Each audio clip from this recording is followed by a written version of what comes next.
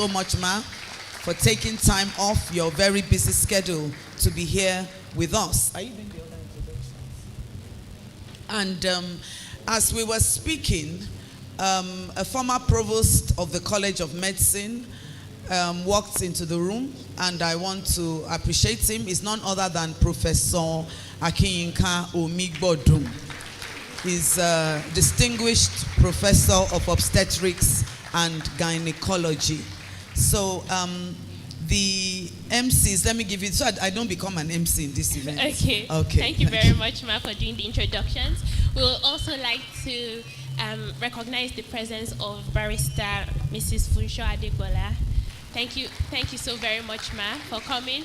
The one of the past presidents of the International Federation of Women Lawyers, and also the proprietress of Vail College. Thank you very much, Ma, for coming. We'll also like to recognize the presence of Professor Aye Lagbe, the head of the Gender Mainstreaming Office at the University of Ibadan. We would like to recognize the presence of Dr. Abdulmalik from the Department of Psychiatry in the College of Medicine, University of Ibadan. We'd like to recognize the presence of Dr. Omobowale, also from the College of Medicine, University of Ibadan. We'd like to recognize the presence of Dr. Orekoya, Dr. Adeni. We would like to recognize the presence of Professor Olaoluwa Shenayon from the Institute of African Studies. I also like to recognize the presence of Architect Funto Oyeleye and Architect Joba Oyeleye. Thank you so very much for coming. And as time goes on, we'll also recognize more of our special dignitaries. Thank you all so very much for coming. Without wasting any time, I would like to invite the principal investigator of this project, Professor Olayinka Omigbodun, for her opening remarks. Ní Belenja àwọn tí wọ́n sáré sọ ni pé wọ́n kí olórí wọn kí tẹlẹmù wọ́n kí àwọn ọ̀gá àgbà tó wà ní ilé ẹ̀kọ́ṣẹ́ ìṣègùn ìfáfitì tìlú Ìbàdàn bí tí sánmọ́ǹtì ti dùnlẹ̀ dáadáa báyìí gbogbo wa la ṣe pàtàkì ṣùgbọ́n a nílò láti sáré kí àwọn ọkọ̀ tí a wà níbí lónìí láì dé ìnàpẹ̀nu a máa lọ sí ọ̀dọ̀ ọ̀gá àgbà ilé ẹ̀kọ́ṣẹ́ ìṣègùn ìfáfitì ti ìlú Ìbàdàn níbí ìyẹn ọ̀jọ̀gbọ́n Ọláyínká Omígbọ̀dún láti sọ ọ̀rọ̀ ìbẹ̀rẹ̀ wọn. Ẹ ṣé. I'm also going to invite up for this very brief session. I'm inviting I would say can we remove this podium to this side, please? I'm not using it.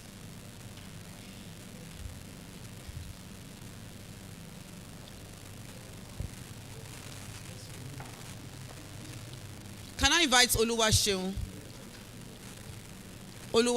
Abimbola and Iyeyinka Kosimensa?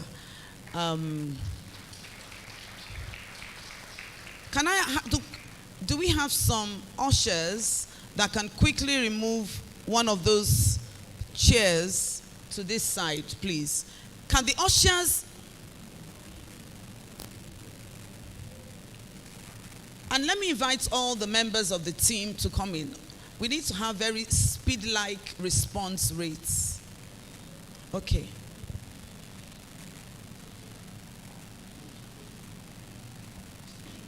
You're going to interpret. So you need to turn the chair. Turn the chair properly. Can I have 2 pleasant ushers on stage, please? Smartly.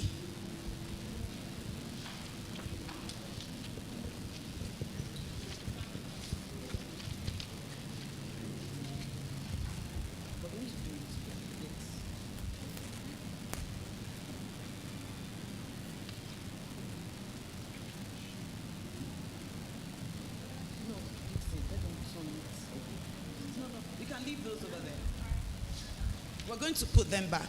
Okay then, so I was told that the representative of the permanent secretary of the Ministry of Women's Affairs and Social Inclusion is here.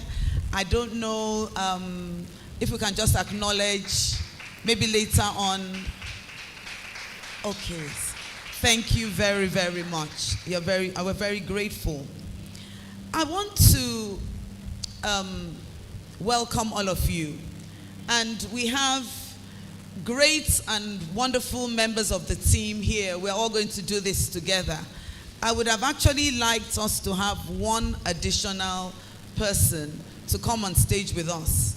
And unfortunately, we don't have enough chairs, but I'm going to ask I'm going to invite Abeni Prince to come on stage for this. Nothing for us without us.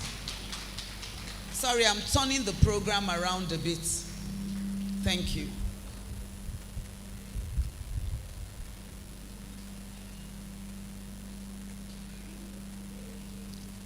So, Dixon, since you are going to be doing Yoruba, maybe you can. Okay. So, my name is Olayinka Omigbodun. I'm the principal investigator for this project, which is titled Understanding the Gendered Impact of COVID-19 on Young Self-Employed Nigerian Women and Co-Producing Solutions that Foster Better Systems and Well-Being. Understanding the gendered impact of COVID-19 on young self-employed Nigerian women and co-producing solutions that would foster better systems and well-being. I don't want this long title to get lost. We've been, everybody knows now it says what? Arise and win, arise and win. But this is what really captures what we are all about. About a year ago, we had a call.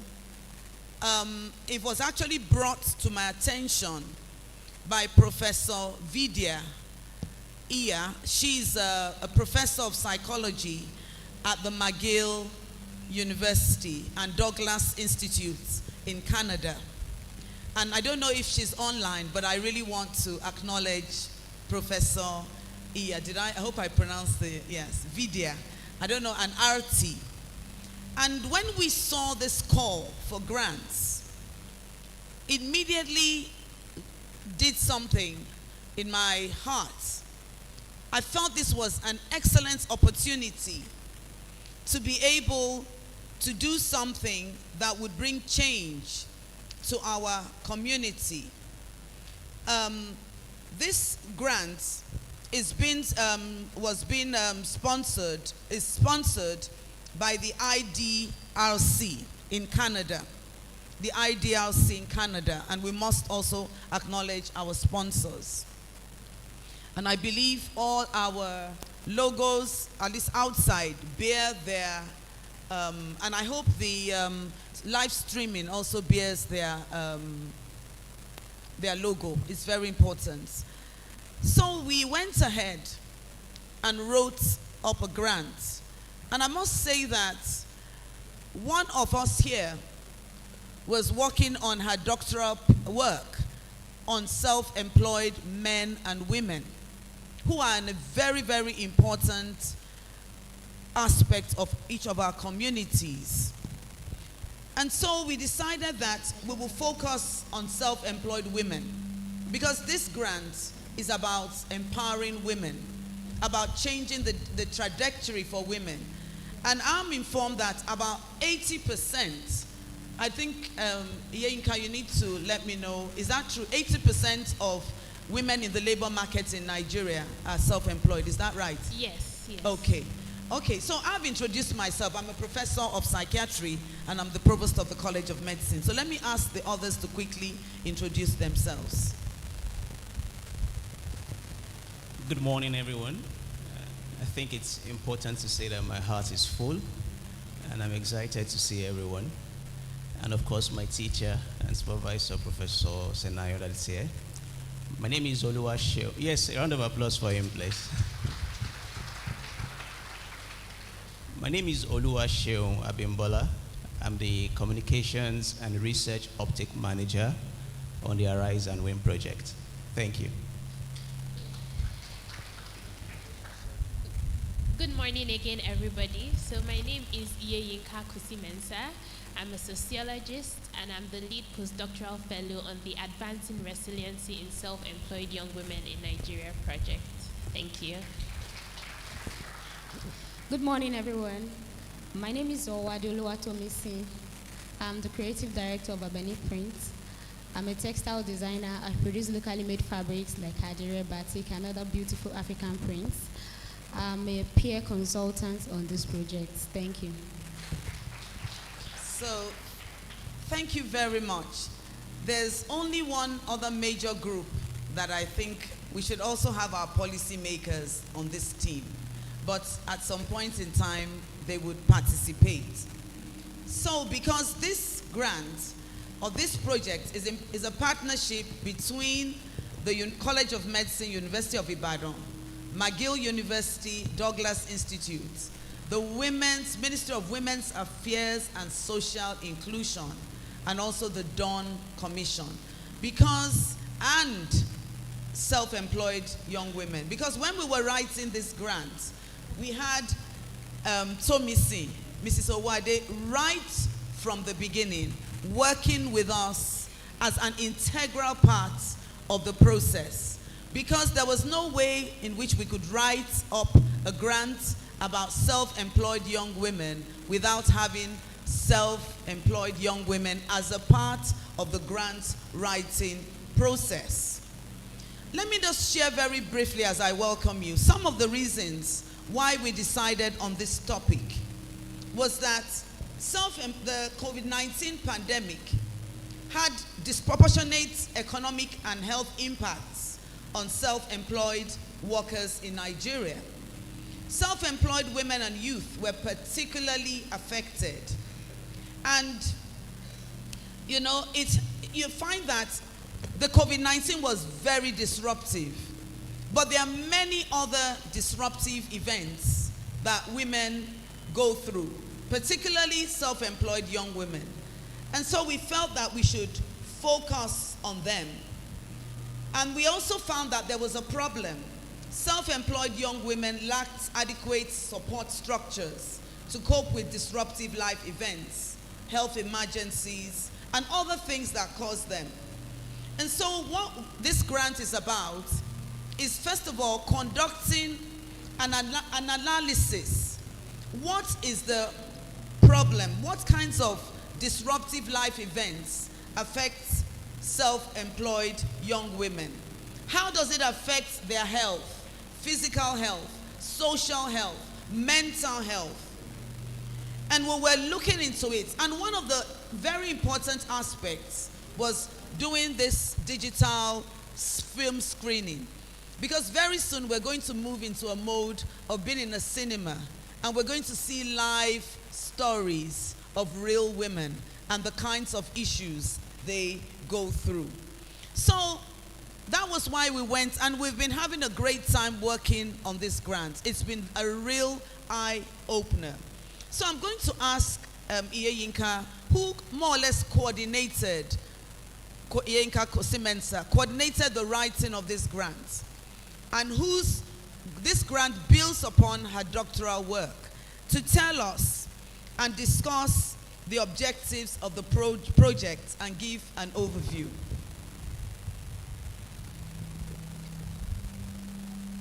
You need your slides up. Yes. Please, can I have the slides up, please?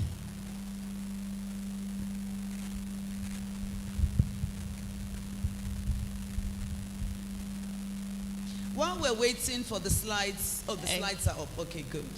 Okay. So, as the principal investigator, Professor Migbodu, mentioned, our long-form title is Understanding the Gendered Impact of the COVID-19 Pandemic on Young Self-Employed Nigerian Women and Co-Producing Solutions that Foster Better Systems and Well-Being. And the short title is Advancing Resiliency in Self-Employed Young Women in Nigeria. And she's given a beautiful background to this project, the impact of the COVID-19 pandemic on self-employed, where many of them depend on their daily profits to live, their daily earnings to live, and then suddenly they couldn't go out to work, or customers were no longer coming because there were no more parties or no more events happening. So people who are fashion designers sewing, nobody was sewing clothes anymore, nobody was coming to do their hair anymore. And so where were they going to get money to eat? Where were they going to get money to live? And the COVID-19 pandemic, as the principal investigator mentioned, is unique, but it's not the only kind of event like that. There are family emergencies, there are health emergencies, there's childbirth, and different other kinds of experiences that impact the lives of self-employed women, impact their businesses, their families, could have quite devastating effects on them. And so the project was birthed out of that desire to look for ways to support them better, leading us to our overall objectives: conduct a gendered situational analysis of how the COVID-19 pandemic and other significant disruptive life events affect the paid and unpaid work and the mental, physical, and social well-being of self-employed young women in Nigeria, and their ability to cope with such events, and how these compare with those of self-employed young men, and co-produce and pilot a nationally scalable intervention to enhance their resilience, to enable them to cope better with these disruptive life events and improve their health and work outcomes. So that's basically the overall goals of our project. And briefly, I'll be going through our different work streams for the past year, so what we've been working on. So we have a work stream focused on qualitative situational analysis, and this work stream is, the head of this work stream is Dr. Fumilola Olaolorun, in the Department of Community Medicine. She's a specialist in women's health. And our focal secretaries for this work stream are members of the full-time project staff. We have Mrs. Bukola Adeoye. She's a specialist in, she got her bachelor's in English and also her master's from the Center of Child and Adolescent Mental Health, and she's passionate about the intersection of health and the humanities. We have Mr. Dixon Ogunkunle, a specialist in communication and language arts. We have, yes, please. Okay, so if I call your name, please come forward for recognition so that people can see you. So we have Mr. Dixon Ogunkunle here. Mrs. Bukola Adeoye, where are you? Please stand up for recognition. Thank you very much. Please, if you're here, stand up. We have Miss Nafisa Abdusalam. She's a master's student in the Center for Child and Adolescent. Nobody's seeing you at the back, so please come forward so please people can see you. the Arise and Win team members, we are not shy in Arise and Win. Yes, please we come are very forward bold so that and courageous. So Yes. can you just, if you are a part of the team of Arise and Win, please clap for them as they come forward. Yes, please come forward. When they call you, you can just wave. Okay? Thank you Yes. so much. And let's have smiles on your beautiful faces. Thank you. Yes, so we have Miss Nafisa Abdusalam. She got a bachelor's in animal science, but decided people are more interesting, and she's been working on our project, and she's now doing a master's in the Center for Child and Adolescent Mental Health. The And we Center for also- Child and Adolescent Mental Health is drawing the whole world in at this point. And we also have Mrs. Temitokbe Ajayi, who is a self-employed woman herself and has been actively working with us to co-produce on this project, providing very useful and interesting insights, being an expert by experience. And so on the qualitative situational analysis workstream, what we've been focused on is conducting interviews with self-employed young women and men in order to understand better how the COVID-19 pandemic and other significant life events impacted them, their coping strategies, and how this compares between men and women. And we've also been conducting focus group discussions with self-employed young women. We also brought in some members of their support networks, so their husbands, their mothers, to discuss with them what kind of interventions, what kind of strategies can we use in order to support them better. And we've also done some interviews with policymakers from different ministries that are relevant to self-employed women: the Ministry of Women Affairs, Ministry of Health, Ministry of Trade and Industry, different agencies, the Small and Medium Enterprises Development Agency of Nigeria, in order to get all these insights to understand better how the COVID impacted them. Mr. Dixon, over to you, so that people can understand what I'm saying. Just carry people along. Just give a brief summary, Just a brief please. summary. Okay, ẹ ṣeun. Àwọn tí olùkọ́ mi ti ń sọ fínrìnfínrìn ti sọ ni pé ohun tí iṣẹ́ ìwádìí ìdálé lórí ló ní ṣe pẹ̀lú ó forí sọ àwọn ọ̀dọ́bìnrin oníṣẹ́ àdáni. Ohun tí wọ́n sọ fún abala àkọ́kọ́ òun ni pé a ti bẹ̀rẹ̀ sí máa lọ láti lọ wo kí ni ó jẹ́ ìrírí àwọn ọ̀dọ́bìnrin oníṣẹ́ àdáni àti àwọn ọ̀dọ́kùnrin oníṣẹ́ àdáni. À ń wo agbègbè márùn-ún ìyẹn ìjọba ìbílẹ̀ márùn-ún ní ìlú Ìbàdàn. A sì ti bẹ̀rẹ̀ sí ṣe ìfọ̀rọ̀wánilẹ́nuwò àti àjọsọ àpérò pẹ̀lú àwọn ọ̀dọ́bìnrin àti ọ̀dọ́kùnrin oníṣẹ́ àdáni láti mọ ìrírí wọn nígbà àjàkálẹ̀ àrùn COVID-19, nígbà àtúnṣe owó náírà àti pẹ̀lú àwọn ìṣẹ̀lẹ̀ míì tó jẹ́ pé ó jẹ́ mánigbàgbé tó lè ní ipa lórí iṣẹ́ wọn àti lórí ìlera wọn. Àwọn nǹkan wọ̀nyí ní abala àkọ́kọ́ tí iṣẹ́ ìwádìí tó dálé lórí. Ẹ ṣeun. I just want, before we continue with the streams, I just want to depict the way we've been working. Can I invite Mrs. Badeshere upstage, please? Sorry, Iyeyinka. And Abeni, Prince. So, this is the way to do great research. Mrs. Eniade Badeshere is one of the gender focal persons in the Ministry of Women's Affairs and Social Inclusion. She's a great woman, a great fighter, a great team member. Oh yes, she's added a lot of excellent ideas and values to what we're doing, and we're so proud. So she's the representative of the policymaker. And then we also have our self-employed, award-winning self-employed young woman, Abeni Prince, Mrs. Tomisin Owade. And then, who am I? I'm what? I'm a researcher. I'm a researcher. So, in order to do successful research, I have to have the people we are researching on from the very, very onset. And then to get research also at the right, to have the right perspective, because you can do all the research in the world. If there's no policy uptake, then it's a waste of time. It just becomes another book, another document. So right from the onset of this grant, we had the Ministry of Women's Affairs from the onset, going through all processes. And so this is the way we are moving, slowly, steadily, and then, eventually we would fade out and just monitor and evaluate. But they are the ones that are going to help the implementation and get it into government. So thank you so much for that. I just wanted to give this little illustration. Thank you so much. Thank you for being a great, great team member. And I want to welcome all members from the Oyo State Ministry of Women's Affairs. Are they here?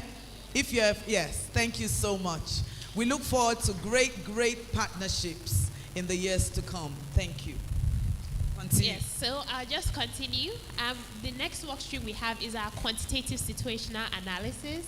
And they have been focused on analyzing two secondary data sets, the General Household Survey Panel and the COVID-19 National Longitudinal Phone Survey, to look on a larger national level what has been the impact of the COVID-19 pandemic on self-employed women and men. And on our team for the quantitative secondary data analysis, we have Dr. Joshua Kiyemi. He's a biostatistician. We have Dr. Rita Tamabang. We have Mrs. Adiola Afolayan, both very graduates from the Center for Child and Adolescent Mental Health and extremely good in quantitative methodologies. And we have Mr. Oluyinka Adedayo, who is also a biostatistician.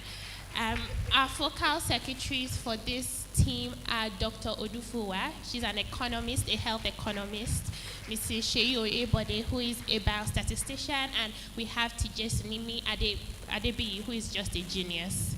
So we move on quickly to our workstream 1.3a, which is our systematic and scoping review, where we've been doing a review of the literature. What does the literature, not just in Nigeria, but from other low and middle income countries, from other parts of the world have to say about the impact of COVID on self-employed workers.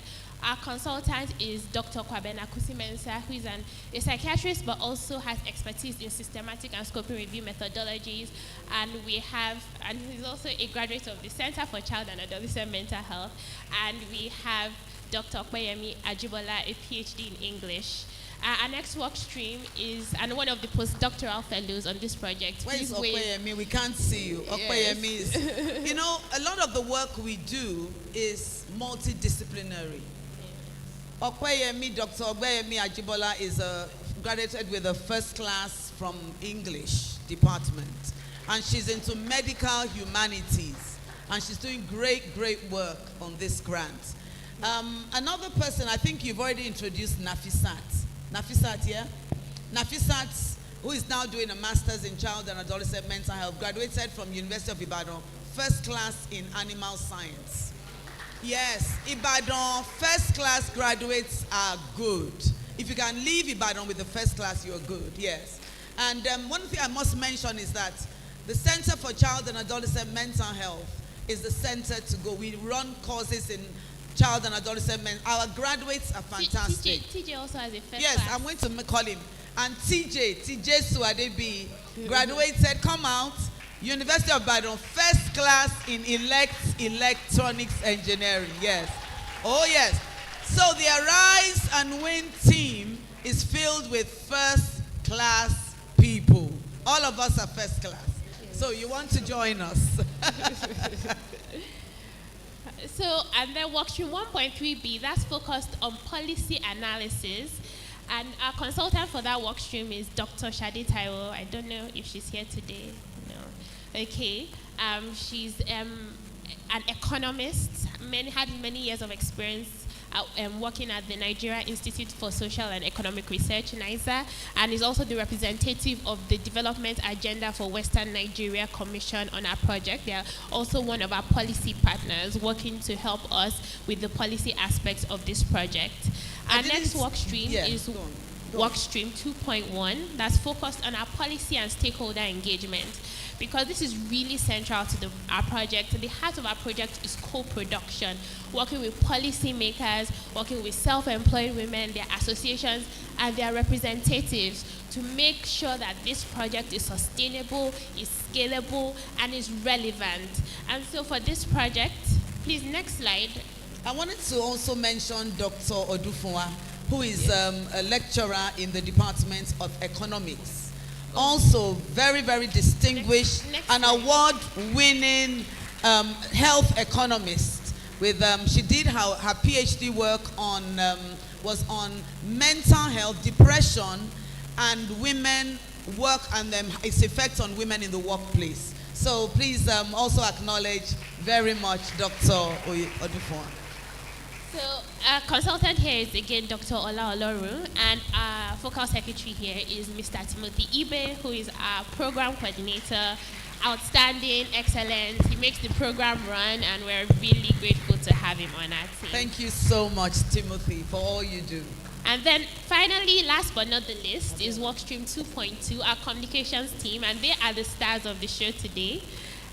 They are the ones that have been working so hard for so many months behind the scenes. Sean is going to tell us more about the digital storytelling process. It was a long process. I mean, culminating today, but it's been going on for months. Even how to do the workshop, that was co-produced. We had a couple of meetings to talk about what's the best way to introduce this digital storytelling method to our self-employed young women so it's palatable for them. And so a lot has gone into this, and Mr. Shen will be telling us more about it today, but I'll just introduce this work stream briefly. So they handle both our digital storytelling and our communications. Please, we're on social media, so please, if you tweet, we encourage you to tweet this event, put it on Facebook, put it on Instagram, follow our social media handles. We're Arise and Win, right? Arise and Win. We're on Twitter, we're on Instagram, we're on Facebook, so tweet this event. Let the world know you are at this very special location, the special dignitary here. And so I just want to, Oluwaseun is here, yes. Stand up for recognition. His supervisor he acknowledged earlier on, Professor Olaolu Senayo. You know, I was just saying that Oluwaseun is so brilliant. Seun, you can sit down, you know, so creative. Is a valuable member of my team and in the College of Medicine. One of the things is that you need to make sure he finishes his PhD. But, you know, I was talking yesterday to the lead postdoc, Yinka Kosimensa. I said, you know, when you have very, very brilliant people, a PhD can be a stumbling block. Yeah, I'm serious. I mean, look at people, even somebody like Bill Gates and what's the Facebook guy? Mark Zuckerberg. Yeah, many of them, because when it has so many ideas, but I'm leaving it to you to make sure it happens, because beyond the sky is the limit. He's a very brilliant young man, doing his PhD in African studies. I just wanted to mention that. Good. And Chuka, is Chuka here? Chuka is in there. He's behind in the media. He's behind the scene. Yeah. Okay, you're waving from there. Chuka Onoye, he's outstanding. Thank you so much. Okay. Yes, and we also want to recognize Dr. Olayinka Egbokari too. Yeah. Lecturer in Communication and Language Arts and head of the Biomedical Communication Center here in the college, and Mr. Samuel Sijuade, who is an expert in health promotion, and he's just a great asset to our team with his enthusiasm Thank you so much, and his Samuel. hard work and dedication. So over to you, Seun, for your discussion. Now we're going to the digital storytelling process, and then we'll watch our movies. Okay, just before we go to that and we move in, I just want Abeni Prince to tell us, you know, you were part of this process right from the beginning when we were developing the proposal. Can you just tell us what the experience was like working with researchers?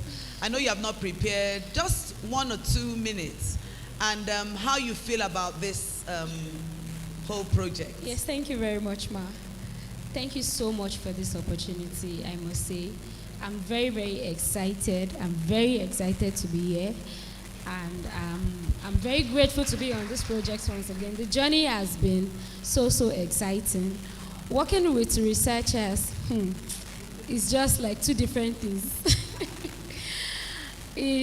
At first, I was like, I don't understand what's going on. It's quite different from where I'm coming from.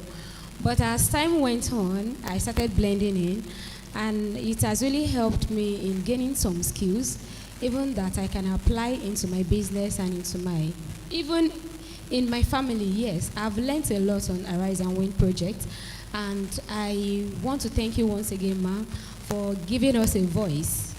Yes, because this is actually what we want, and we are grateful for it, especially with the self-employed women. You have given us a voice. Thank you very much, Ma.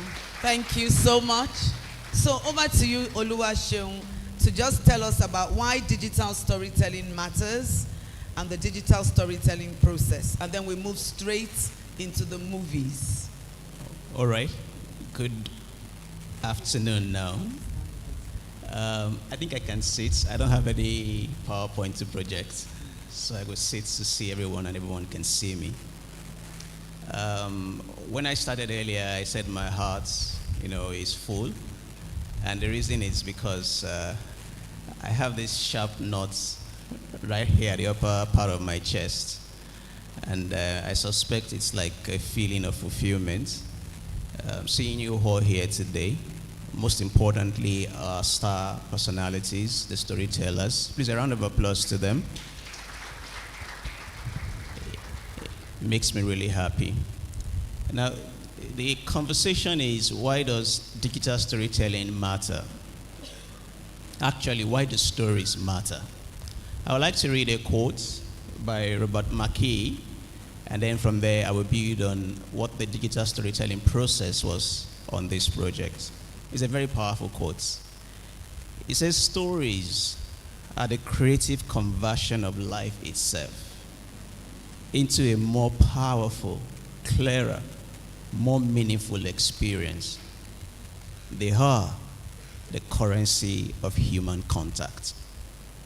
Stories are the currency of human contact. Now, we feel that The researchers will research, and I am a researcher too. But the best way to communicate ideas is to do it through a shared tool that everyone can relate with. As we are here, we are living a story. When we live here, we are living a story. In different dimensions, we are telling stories. You know, part of the reasons, and I've just mentioned one of the reasons I enjoyed working with the provost is because she's full of stories. And whenever she shares those stories, the room comes alive. It's like magic. Because no one hates stories. And the good thing about digital storytelling is that you are able to showcase the story in a way that it will drive more engagement. So basically, digital storytelling is you're telling a story and you are adding digital elements to complement that story. All right, digital tools such like images, videos, and other multimedia elements to accompany the story that you are telling. And we wanted our participants who are here, or as we call them, our storytellers, to learn the skill and also to share their stories. So we invited about 10 of them. We're very fair. We didn't do Iwaloko to get them on board. All right. We've had semi-structured interviews where we've spoken to diverse self-employed women. We had FGDs, focus group discussions, where we spoke with the participants and even members of their support network. Now, people whose stories were compelling, especially the ones that projected the theme of our project, like resilience, like perseverance, that shows context of growth in their businesses, especially in the face of disruptive life events. We invited them to be part of it. Aderayo is here because she is a key peer consultant on the project. Mrs. Oyebanji is here because somebody on the project heard that story and felt it was compelling enough to be shared. So it was a collective decision to invite people who are part of the panelists here today. You will hear people whose story revolves around them being victims of child marriage, people who were betrayed by friends, things that we all go through, but now in the context of their businesses. And what we have done with the digital storytelling is to project their voices. Now, when we started the training, we did what was like a workshop, a training workshop for 3 weeks. Every Monday, we met physically to discuss the digital storytelling process. Thankfully, we had Dr. Egbukare, an expert in this field, Mr. Chuka Onoye, that was waving to us behind, as a key consultant, and myself and Dr. Ajibola, who had also gone through a similar training for capacity building even before we did this. We did that with the Story Center in San Francisco, USA. After the physical discussions and training, we paired our participants, our storytellers, with mentors who reviewed their stories, who worked with them. And if you ask them, they will tell you that they had a great time with their mentors. Am I right? Huh? Yeah. And we formed what was a story circle, where we gave feedback on their stories, refined their stories, taught them how to use these multimedia elements, software tools to develop their stories. Those who were not too busy were able to come up with their stories. And those who were too busy were also there to also help them. And that was what the process was about. So we had a training workshop with them. We mentored them through creating their stories. They got the pictures, videos, and we had a story circle where peer-to-peer mentoring was part of it, and also mentors from our team, so we could get feedback on their story. This was how we developed their story. I want to assure you, you are going to have a swell time watching their stories. If you didn't come here with tissues, we have them available at the back. There'll be opportunities to speak to these issues. Part of the reasons I believe we are here is so that we can also hear from the audience. We want to co-produce interventions that will support self-employed women, and we can't do that alone.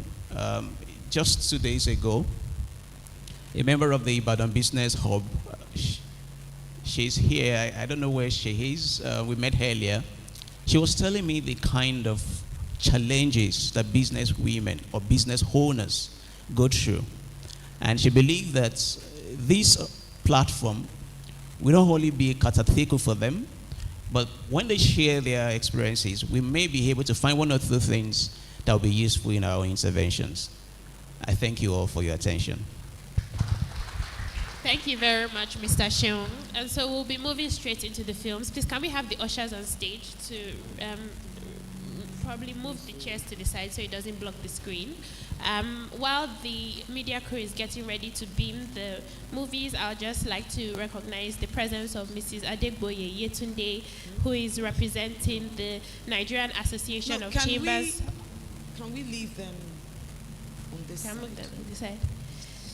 Who is representing the Nigerian Association of Chambers of Commerce, Industry, Mines and Agriculture. Please can you rise up for recognition? Thank you very much, Ma, for coming. And we'd also like to recognize the presence of Mrs. Kelvin Israel, the Oyo State Coordinator for the African Women Entrepreneurship Program. Thank you very much, Ma. You're welcome, Ma. So now we would be moving straight to our stories, and the first story that we're going to be listening to is Abeni, A Journey of Perseverance. I just wanted to mention that during the time of the stories, we would want the doors shut, and because this is somebody's true life story, and we want silence in the room out of respect for each story. And at the end of every story, we will have like 1 minute or 2 minutes for any comments. Where is Dr. Okoyemi? I thought you are coordinating this section, please.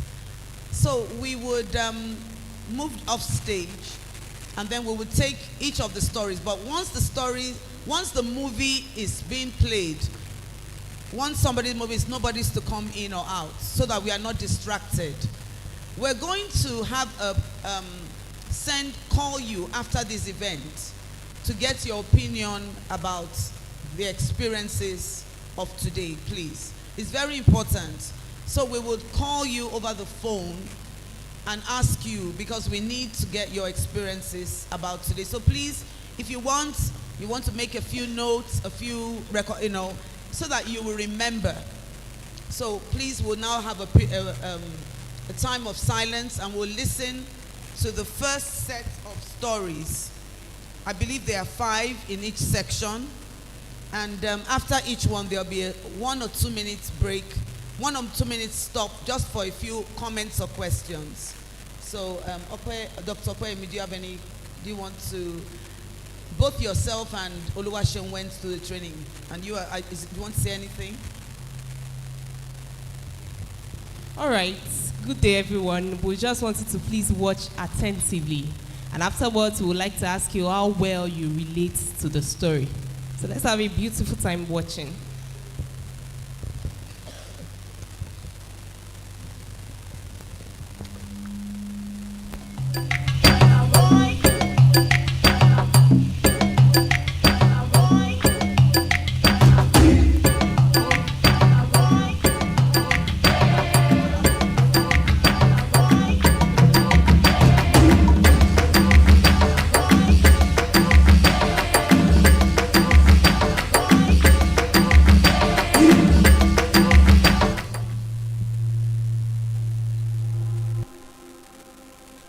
Abeni, the one we desired for, sought for, that is my name. Yet I faced rejection and was practically walked out of my own space by someone I invited to be my partner in business. My journey began 5 years ago with no clear direction or destination in sight, but I started anyway, determined to find my way. Even though I did not know where I was headed, I did not want to walk alone. I invited a friend to accompany me. We started this journey and it was smooth sailing. Soon, the waves of life started tossing us back and forth. Good times here and bad times there. Sweet now, sour later. Despite these challenges, we pressed on. There was no turning back. We already had so much invested. There was no formal agreement for our partnership. Surprising, isn't it? Yes, and quite unfortunate too, as it turned out that my business partner had hidden plans. Yes, plans to frighten me into giving up so he could seize control of our business journey. Plans to claim everything we had worked so hard for. Plans to bring me down so he could shine. A betrayal plan. At a point in our business journey, childbirth set in. I went for my maternity leave because my date of delivery was very close. Little did I know that it was the set time for my business partner to execute his intended plan to push me away from the shop I rented and bring in another partner of his, throwing me out of my shop. The pain of this betrayal was excruciating. I grieved and regretted not undertaking this journey alone. I shed tears, dwelling on the injustices and hardships. However, I didn't surrender. I paused and re-evaluated my strategy.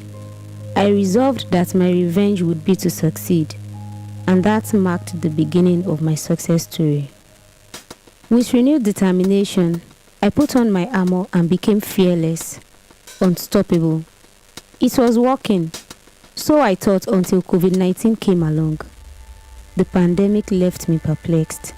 The lockdown limited my options. Sales dropped. My business that was just then picking up nosedived and almost hit ground zero. In the midst of these challenges, a light came up in my subconscious. An idea was born. Why not give back to the society? Don't they say, givers never lack? So I took a decision to give out of that which I had and make the most of what looked like a stifling situation.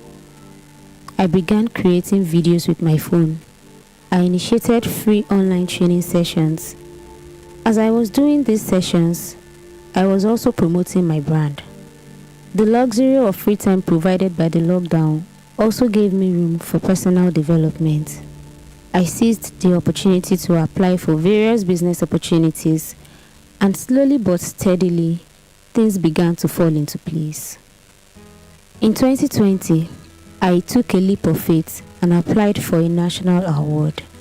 I was thrilled to be nominated, even though I didn't win. Instead of being discouraged, I saw the nomination as a validation that I was on the right path.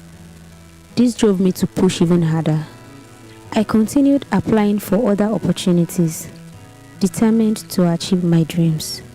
In 2022, I decided to reapply for the national award. Once again, I was nominated, and this time, the universe smiled upon me. I won. It was a moment of triumph, a validation of my hard work, and the reward of my unwavering resilience. My prayers had been answered, and I had emerged as a success story. Looking back, starting from those free online training sessions that began during COVID-19, I have single-handedly empowered over 2,000 National Youth Service Corps members.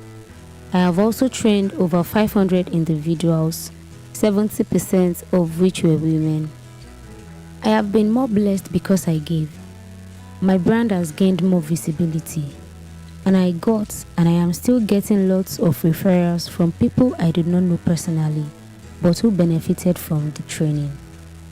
My journey is far from over. With this national award as a testament to my perseverance, I am more determined than ever to continue pushing forward. I've learned that in the face of adversity, giving back to others and investing in personal growth can lead to unexpected rewards. My story continues to evolve, a testament to the power of resilience and the belief that success can be achieved through determination and the willingness to adapt to life's challenges.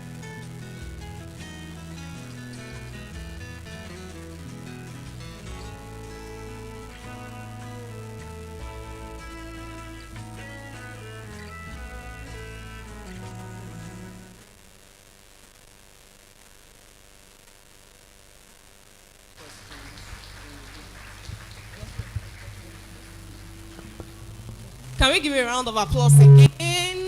Ẹ jẹ́ á pàtẹ́wọ́ lẹ́ẹ̀kan sí i. My revenge will be to succeed. Slowly but steadily, things began to fall into place. Can we relate to this story? Anyone ever experienced betrayal? Business owners? So I will just give room for, say, 1 or 2 questions and a comment. So please, if you'd like to comment on the story we just saw, can you please raise your hand? Or if you have a question, then we take your question. A fẹ́ gba ìbéèrè tàbí ohun kan tí a ní lórí ìtàn tí a ti wò yìí. Mo rò pé gbogbo wa la gbádùn ẹ̀ dáadáa. So à ń pe àmọ́ ìṣẹ́jú kan àbí méjì kalẹ̀ láti gbọ́ ìbéèrè tàbí ohun kan tàbí èkejì. So any comments, any question, any lesson drawn, any way you could relate with the story, anyone, we're just going to take this in a minute or 2. Àwọn èèyàn ti ń náwó.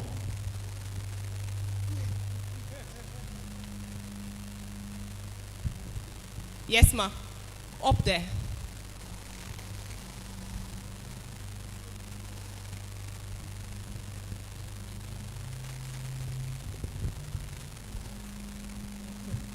Good afternoon, everyone. I identify very well with this story, and I just want to give a word of advice professionally. But my name is Juku Awoshe Musi, the coordinator of Oyo State Sexual and Gender-Based Violence Response Team. I would like to advise, anytime you want to go into any business with anyone, ensure that you have a partnership agreement, because in future it determines a lot of things and also guides the steps you can take anytime there is any kind of betrayal. Thank you. Thank you very much, ma. Any question, or we just go straight to the next? All right, ma. Yes, just because of time, we're still going to have a discussion at the end of this segment. So, but is there somebody else wants to? Okay. Please introduce yourself, your name, where you come from.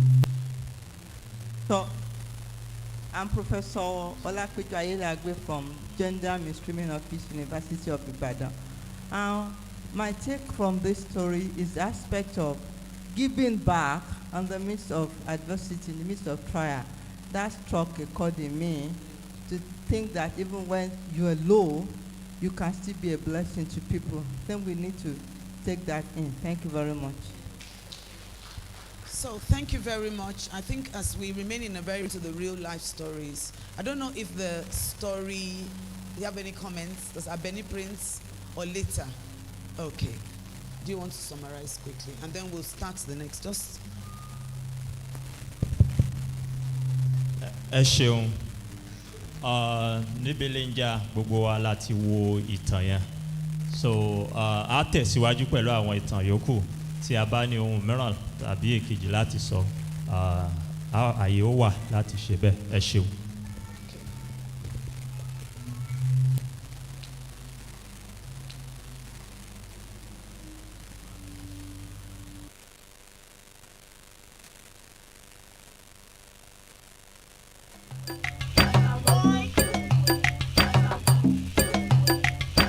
Ju pátákó mi ò lè rí kà, tí ọ̀rẹ́ mi ni mo máa ń gbà ká. Nǹkan tó bá kọ sílẹ̀ lèmi ó tún kọ sínú ìwé mi. Tó bá kọ nǹkan tó dára, òun náà ni màá kọ. Tó bá kọ nǹkan tí ò dára, òun náà ni màá kọ. Ìgbà tó ṣe pé mi ò rí nà kà.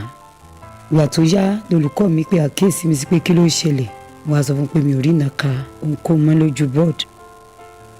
Àti èmi àtàwọn òbí mi wọ́n jọ ṣe pàdé.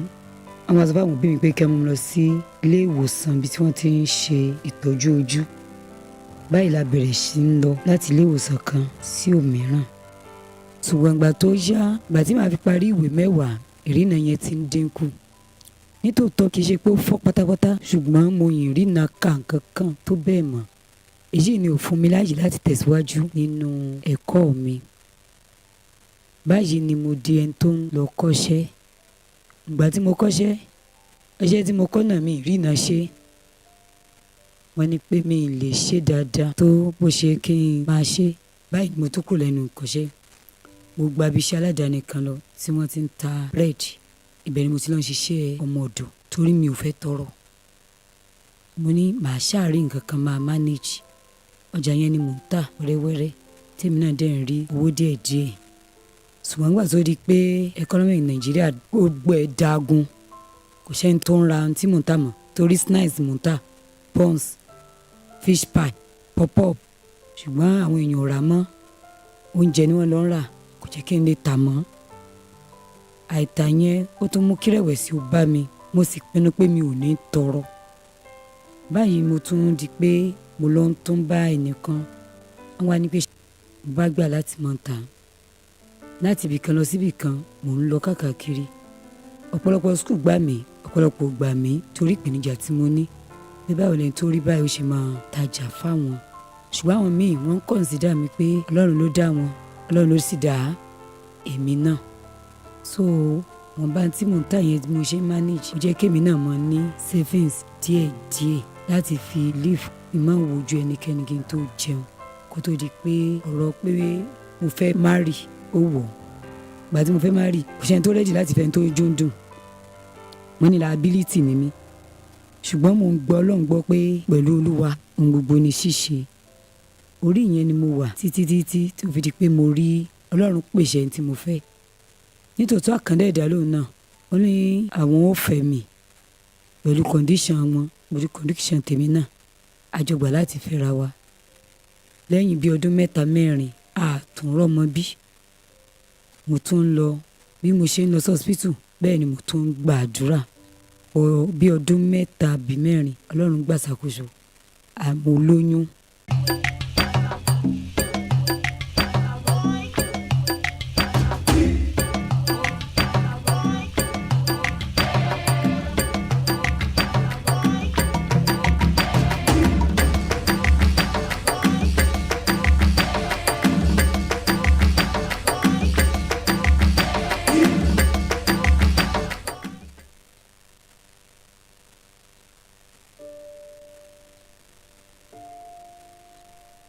I was in the university when I met my wonder man, my very own Prince Charming.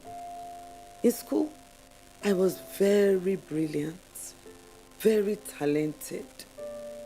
At that time, I had high hopes for my future. I was delighted, ecstatic when we got married.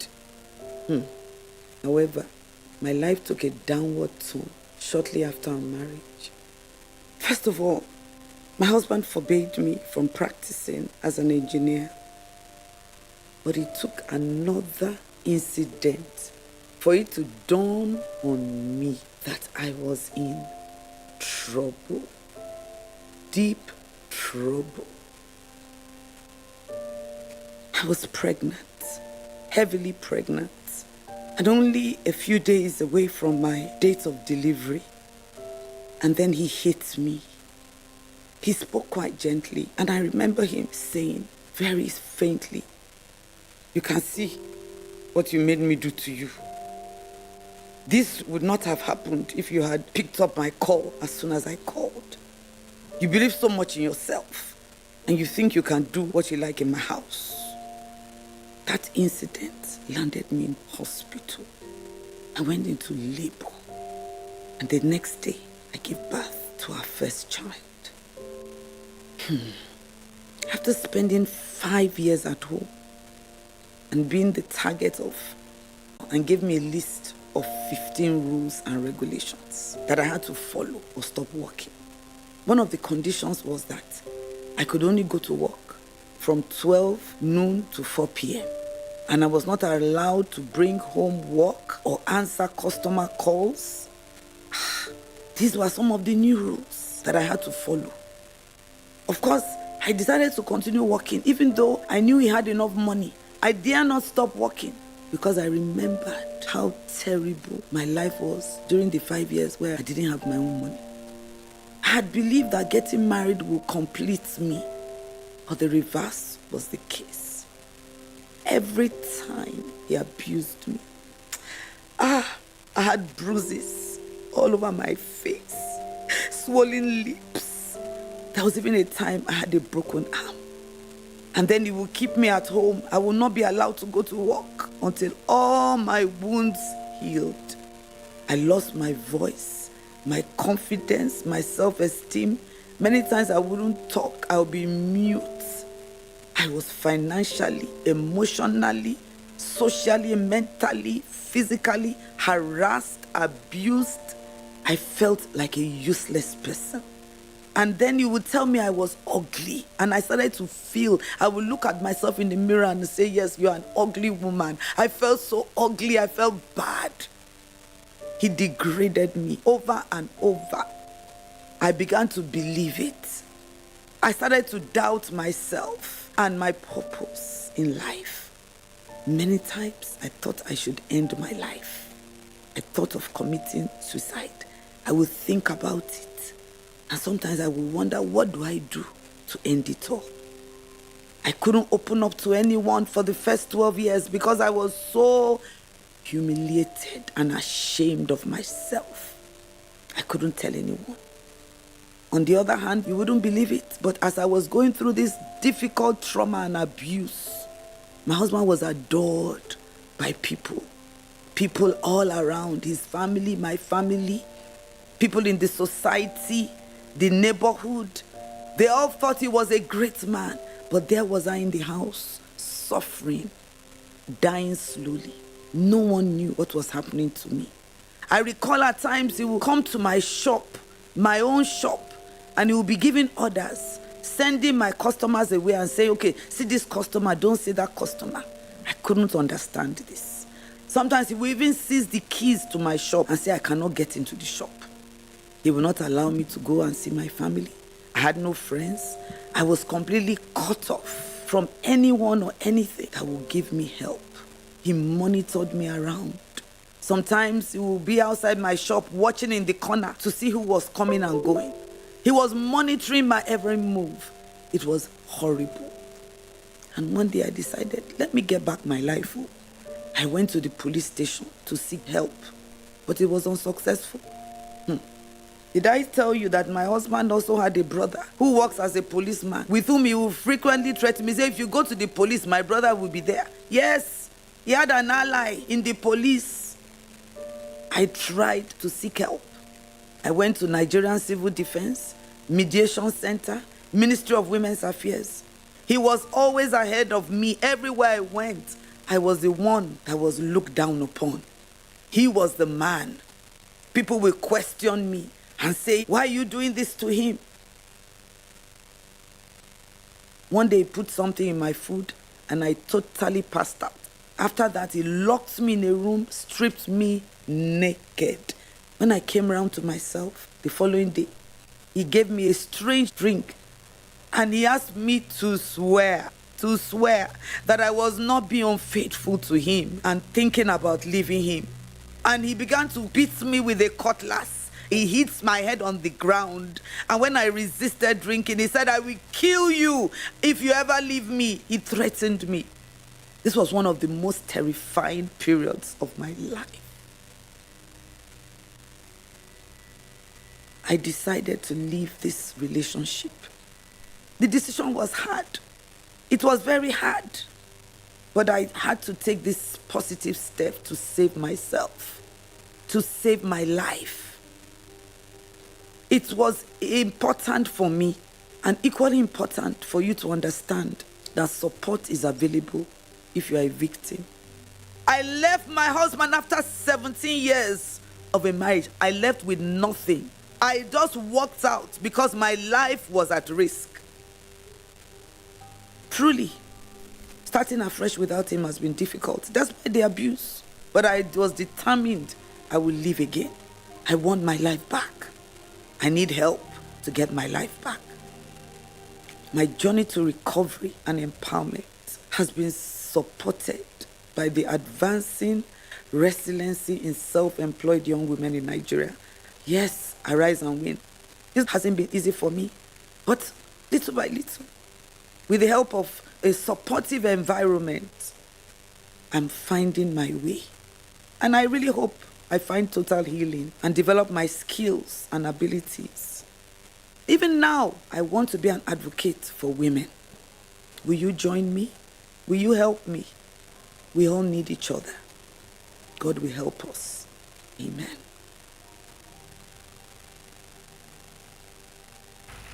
Just a few years back, while I was not yet married, I was in no position to start a business venture. Why? I just did not have the confidence to do so. I finished law school and decided to pursue my passion for fashion. But I couldn't shake off the feeling of inadequacy. I knew I had so much to learn, but somehow I interpreted this to mean that I wasn't good enough. I sought validation from the people I styled. I would be excited when their outfits turned out well. And when it didn't, I would crawl into hiding for months before coming back to my business. A bad review always meant taking a break and doing nothing for a while. At the time, I lacked the finances to learn the things I really wanted to learn. Consequently, I ignored opportunities like grants or trainings because I was so sure I wouldn't be selected. My friends and family tried to encourage me, but I always had a ready-made excuse. I'm not good enough. I can't do it. It's for others, not me. I was self-sabotaging. One day in 2020, during the lockdown, I had just quit the writing job I had been doing for 3 months and had nothing to do. Then I came across a sermon talking about purpose. Listening to this message led me to pray and seek God's face about what I should be doing. Afterwards, God showed me in a dream that fashion was the platform He was giving me to fulfill my purpose. Apart from this personal conviction, I also had random people walk up to me to tell me the same thing: fashion. This gave me the confidence I needed. So I started to take free classes on YouTube and accessing different trainings on other platforms. I decided not to make excuses for my failures anymore and started to see them as opportunities to do better. While I was pregnant, I enrolled in a fashion school while still running my business. I invested in reading, went through many books, learned from mentors and teachers, watched TED Talks, and devoured many shows that opened my mind to the limitless possibilities within me. Then I noticed I wasn't making as many mistakes as before.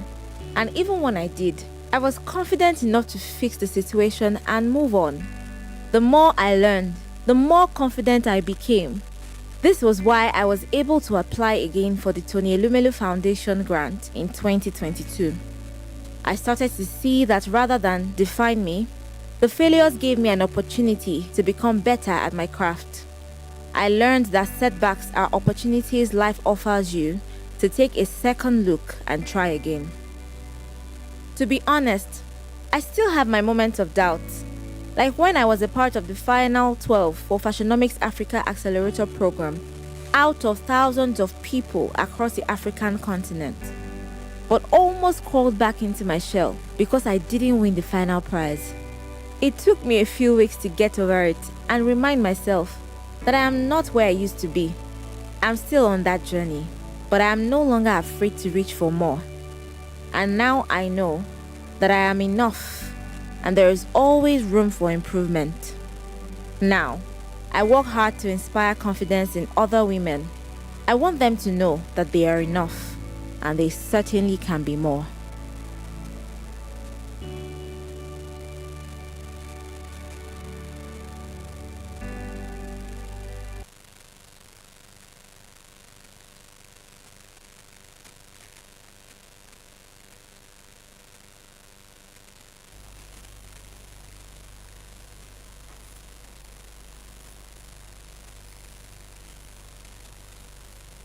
A round of applause, please.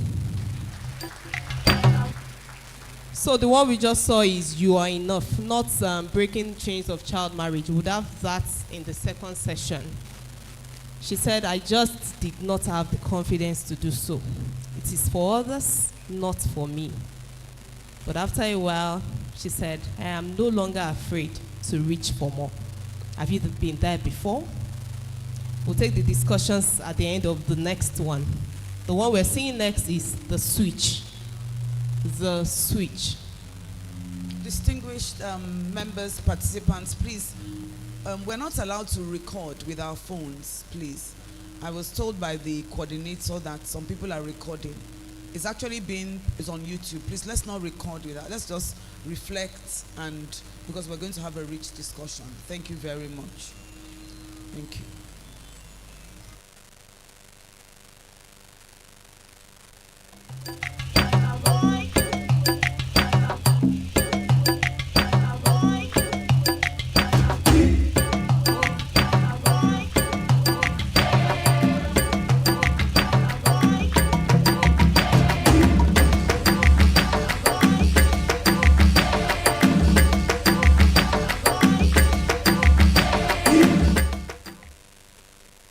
I wasn't born with a silver spoon, but I was determined to carve one for myself.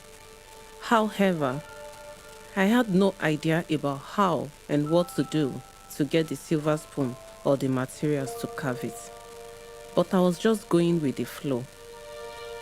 I got married in 2013 as a final year student in tertiary institution. This was a deliberate decision, as I felt it would allow me to pursue my dreams. I know you must be wondering how. My mom wanted me to become a doctor, and my dad had aspiration of me becoming a lawyer or journalist. However, my heart was set on a different path. I wanted to become a fashion designer. Neither of my parents liked the idea. I went on to study zoology at Lagos State University and also took part-time course in journalism with little or no interest. Yes, I earlier mentioned that my escape plan was through marriage. During my final year in school, I took that leap and got married. Fortunately, my husband not only loves my dream, but is wholeheartedly committed to supporting my journey into the world of fashion. I had enrolled for formal training at a fashion school in 2015. My husband and I boldly moved to Dubai as we encountered challenges with our visas. I took the initiative to apply for positions at various fashion houses. After submitting applications, the breakthrough I had been waiting for arrived. I received a call that offered me a position with one of Dubai's most prestigious fashion brands. I was privileged to design and work with over 50 different nationalities. I was among the highest paid employees. This was a dream come true for me. But we had to come back to Nigeria. Moving back was a difficult decision for me, but I had to support my husband. We wanted to be close to our family for support after childbirth. Unfortunately, after giving birth, we couldn't return to Dubai due to COVID-19, and I lost my job. The COVID-19 pandemic made it extremely challenging for us to start a new life in Nigeria. We struggled to cover our living expenses. In response, I had to relocate to Lagos in search of a suitable place to begin my fashion business. I acquired and paid for a shared space in Lagos. I crafted dresses at home and then transported them to my new workspace for display. This involved a daily journey of about 162 kilometers. Unfortunately, this routine only spanned for 2 weeks as news of the lockdown emerged, forcing my business to be on hold. Consequently, most of my clients requested refunds. I couldn't meet their demands due to restrictions on activities. But here is the shocker. One quiet evening, the shop owner asked me to vacate the space, explaining that she was no longer interested in renting it out. With my dad's support, we went to carry my belongings, only to be met with the heartbreaking sight of my products ruined by flood. I refused to give up. I swiftly changed my approach to online sales. I showcased the bridal dresses I made on the web. To my surprise, the majority of inquiries were from individuals seeking training rather than purchasing. With the support of my husband, I embraced this new direction and ventured into training people on how to make beautiful garments. Alas, another obstacle surfaced. We required an office space for training as my home was situated far from town. My husband embarked on the search for office space, but the costs were exorbitant. We eventually settled for a shared workspace and made the payments as people were enrolling in our training program. With just 2 sewing machines, a table and a dress form, we started. Under 2 years, I found myself living my dream once more. Requests for training and partnership with organizations came in steadily. To accommodate more students, I expanded my physical space and also introduced online training. To date, we have successfully trained over 500 women, and the enrollment in my fashion school continues to grow. I have come to realize that there will always be a way out of any situation, if only we won't limit ourselves. When the going gets tough, only the tough gets going.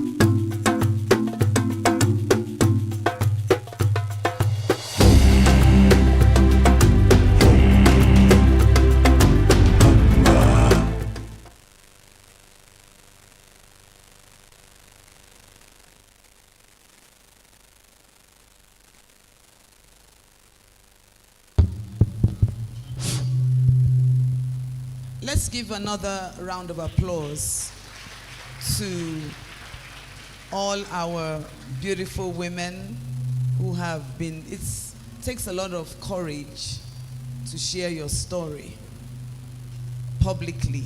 And this is going to be on YouTube, but we have their full consent to share this. And some of the stories were quite traumatic. I sat down there and quietly had to reach for some tissues at some point in time. So we're just going to have a short discussion, and then we'll move into the next phase of our 5 stories. We've looked at Abeni, a story of perseverance, a story of resilience and triumph. Still I rise, the switch, and you are enough. So I want us to take some comments, questions. We're going to have a brief tea break at this time while we're seated. But I would like us to, because we need feedback about these. You know, one of the best ways to get change, I remember watching some movies at times, and I find myself in those movies. Let's feel free and let's give some feedback. Is that my St. Louis mate? Wow, awesome. So I think you're going to start off. You are 1 year behind me in St. Louis Grammar School, Mokala, Ibadan. Can we have the mics? Where are the mics, please? I need 2 or 3 mics so that, no, not just you. There's a mic here. And then where are our ushers? Okay, there. So just comments. Comments, questions. The stories are here. Stories are a very powerful means to bring change. So, please, let's start off. Please give us your name, what you do, and your comments, please. My name is Aderunke Omomo, and I train teachers. I'm a principal lecturer at the Oyo State College of Education, Lanlate. And I must say I'm very impressed with the stories that I've had so far. Apart from that, I'm also a businesswoman. I'm an entrepreneur myself. And I know what it means for a woman to be in business in the first place. Not to talk of the challenges that can be faced when you are there. I am so happy. I'm very proud of the ARISE&WIN team because of what they are doing about women. And I have an NGO that is just crawling, which is helping women to, come back and be breadwinners. Telling them and encouraging them that they can still, use their lives to meaningfully. So I identify with the project, and I'm very proud of you as my senior being here, and also of what you have done so far. Thank you very much. Thank you very much, and we're blessed to have you, and we're also looking for more partners as we move along. So let's have more discussion, comments, please, at this time. Any hands up? Yes, please. Good afternoon, ladies and gentlemen. My name is Kehinde Amuson. I'm a postgraduate student of the Department of Communication Language Art. I think Abeni's story, and I don't know the title of the other story, the story about abuse. I think those two stories actually fascinated me, in that I have a sister that have similar experience. She has similar experience. And when she shares her experience, I'm always wondering how that is possible in life, and how someone that claims to love you can turn against you and stab you behind. So, and I've actually shared the link, and I hope she was able to join, because that story really resonated with me. And in particular, personally, the story also resonated with me in that I finished from the Faculty of Education, Department of Teacher Education. I minored in Christian Religious Studies. Well, I wanted to study law, but eventually I find myself on this part of Christian Religious Studies. I did it because I was encouraged to, because of the complexities of admission. So, but after I finished, I will make it very fast. After I finished my service, I went into teaching after a long wait, a long serious wait. I had to stop teaching, and I thought, what could I do? I did journalism on campus. I practiced journalism. I was very active on campus, and I thought, let me go for communication, something related to journalism. But along the line, I wanted to do PR as my specialization. So many things were not encouraging, but I've always had one mind. I don't know since when that started, and that mind is that I don't want to work under anybody for too long. That has always been my mindset, even though I have no idea what to do or how to start or where I'm heading, no direction in sight. But I have a destination, and that is not to work under anyone. And eventually, I'll make it very brief. Yeah, what are the question or the lessons that you want to take home? Okay. I think the lesson I would like to take on is that I think these stories have really empowered me in a way to take on the challenge and push for the goal in sight about being self-employed, and which is why currently I'm into advertising. So I think that's the lesson. I've been empowered by the story. Thank you very much. We have several comments, so we will take 1, 2, 3, 4, 5 for now. Let's take those 5 comments. Oh, I see Mrs. Ihidero. Thank you. So let's give Mrs. Ihidero. She's runs an NGO. Okay, introduce yourself, please. Yes. Good morning, masters. My name is Alaba Ihidero, and I'm the Executive Director of Center for Support of Women in Unpaid and Informal Employment in Nigeria, WIN. In fact, I'm very elated seeing all the stories of women that we are used to in our community. We have our women here from Buen and from Bodija Market women, they are here. And some of them, they can relate very well to all the stories. And I want to just add that this project has helped a lot to review certain things. And I believe that our women that are here, they will no longer keep quiet, because that's the essence of our organization, to support them, to make sure that they enter into labor participation, because some of their works are just there. Many of the stories that we have seen now, we can actually relate with it, because even the aspect of domestic violence, we can see two types of husband here now. And I know our women, they are noting their health. We have a husband that supported his wife.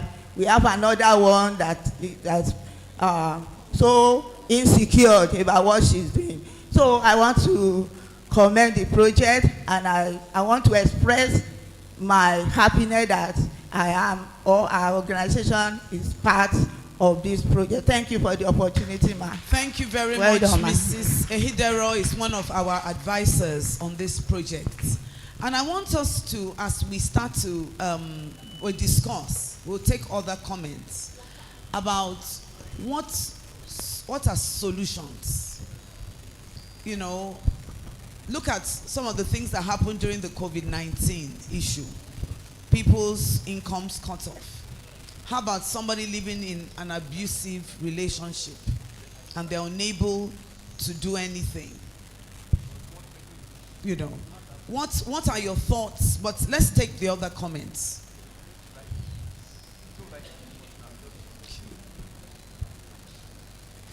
Good afternoon, everybody. My name is Marvelous Grace, and I just want to comment that I connected a lot to You Are Enough, because it's very easy for you to study medicine, law, and everybody just feels you're supposed to go in that direction. And when you begin to feel inadequate, it limits you entirely, it makes you very stranded. And people don't recognize that, because they expect, oh, you did a professional course, you should be able to move forward. And it takes a lot to come out of that space. Thank you. Yes. Good afternoon, everyone. My name is Omolola Lekbede, a postgraduate of Economics Department, UI. Thank you so much for this movie. I just have a comment to make, specifically about the abuse. So I could relate to it because I did a research earlier this year on how women empowerment can reduce gender-based violence. And I found out that, although yes, the common says empower the women, they won't be abused. But I can see from stories that even empowered women get abused. And research also shows it. In research, we have diverse views. Some people say empowered women will not face abuse, but we have an aspect that their men get to beat them, like the story that we saw. And from my research, I found out that yes, empowerment has a say. It reduces violence a little. But when I show institution inside it, institution looking at states that have ratified and have started implementing the VAB, the Violence Against Person Act, I found that the institution has a higher effect on it. So this is just like a call to policy makers. Aside empowering the women, let's make our institution strong. Imagine the woman can walk up into an institution, or there's a call line to call. She might have escaped 17 years is a whole lot of her life. She might have escaped that horrible experience for a very long time. So I want to take a clue from Lagos State. They have a very strong violence against person institution. That if you just, I've walked up to their to Ministry of Justice before, and they are very snappy at answering you and doing things. So I think this is just a call to policymakers. This is like my own contribution. We need to strengthen the institution and policy. Thank you. Thank you very much. And maybe at some point we can take a response from our policymakers here. These sort of things are happening. What is happening? What are policymakers doing? What's the role of the police? What's the role of Ministry of Women's Affairs? What's the role of the justice system? These are important. Yes, there's another comment there. Then we'll come back. Come back. All right, mine is just a comment. Thank you, ma, for the opportunity. Good afternoon, everybody. My name is Ojo Awolu Soji Joshua. I work for Prof on Transform Project. What's Transform Project? Okay.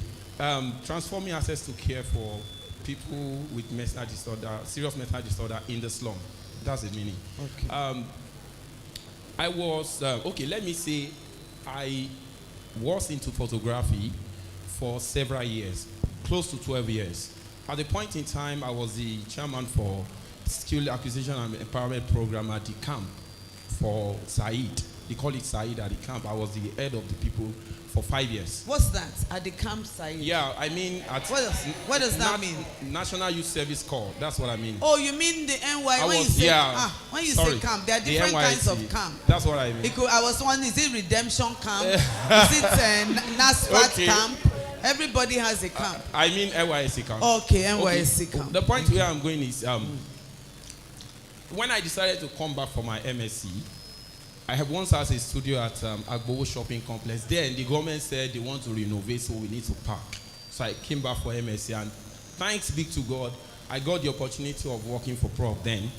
So I got back home, and I discovered that my house was burgled. All the 6 cameras went, running to about 7-8 million naira. And since then, I've been wondering, where do I start from? But now it's obvious. I want to thank ARISE&WIN for giving me a push. It's obvious that if you don't start from somewhere, you are not going to start at all. Thank you. Yeah, that's very, very, very difficult. Very difficult. ARISE&WIN. Please, we have, please, can we bring the mic? Raji Kolapo is my name. One of the Smedan team. It's been very exciting hearing small and medium. Yes, can you introduce it in full so we don't use abbreviations? We're actually live streaming and partners from all over the world are listening. So please, as much as possible, we are online. We are live streaming on YouTube. So let's not use acronyms because many people in other parts of the world will not know what we're saying. Thank you so much, sir. Thank you. SMEDA means Small and Medium Enterprise Development Agency of Nigeria. That's the full meaning. I'm here as one of their teams, and listening and watching all that's been shown to us this morning is quite exciting, very touching. And I have to give kudos to ARISE&WIN NGO. You've been very marvelous in your approach, but I discovered one thing which I want you to add. Okay. All you've been doing, you've not been training, giving them management or business management training, which SMEDAN is all for. I think you can contact them and partner with them in the training. That's number one. Number two, I discovered that, before saying the second one, at the trade fair that was organized at International Center in the University of Ibadan, I went to one of the exhibitors, which is Lotus Bank. I went to them. I said, I could see, come and take money. They are talking of this, calling that. What about the startup, our youths? Startup funds for our youths. In everything you have been saying, you've never arranged for taking up funds. In other words, which means there's a set or a miss-up that you need to try and watch on or work on, and that is getting funds, startup funds for people who are ready to move ahead. Startup fund for people who are ready to move ahead. So you need to reach out not only to the organization like SMEDA alone, NASA is there, Central Bank is there, other commercial banks are there. I think you should please link up with them. Thank you. Thank you very much, representative from small and medium businesses. I think it's a government, is it an NGO? Government, federal government enterprise agency, and there are 3 of you here. You know what you just did? Mrs. Kosimens, I said, I called you for a purpose, please. I said, you said there are some gaps in what we're doing. So maybe we have not communicated our purpose properly to you. Because the gaps that you have identified are the gaps that the federal government should actually be doing. That's the work of the government. We have a research project that who are our funders, please? The International Development Research Center based in Canada, the Canadian Institute of Health Research, and the Social Sciences and Humanities Research Council of Canada. What are the objectives of this program? So this program was put together by the International Development Research Center and their partner organizations to support women across the world to recover from the effects of the COVID-19 pandemic on their health and livelihoods. So the grant is in, I would say, 3 phases.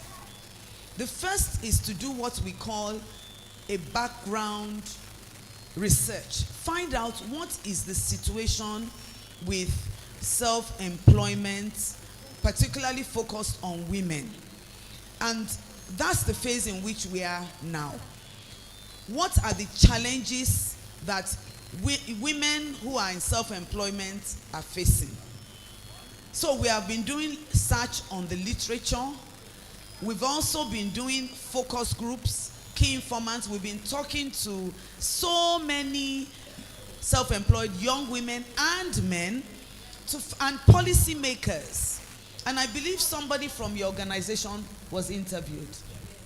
Yes.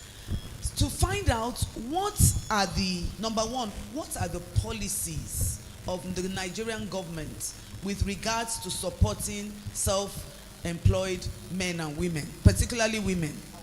We are told that 80% of women in the labor force are in self-employment. So that means that a government that wants to move this country forward should focus on what? Self-employment. Because if 80% of your people, that's what they're doing, the government they are very limited jobs. And in any case, I think our government needs to even shrink more.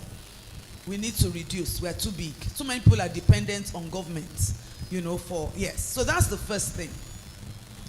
So part of what we call the situation analysis is to gather some of these beautiful women for them to tell us their experiences.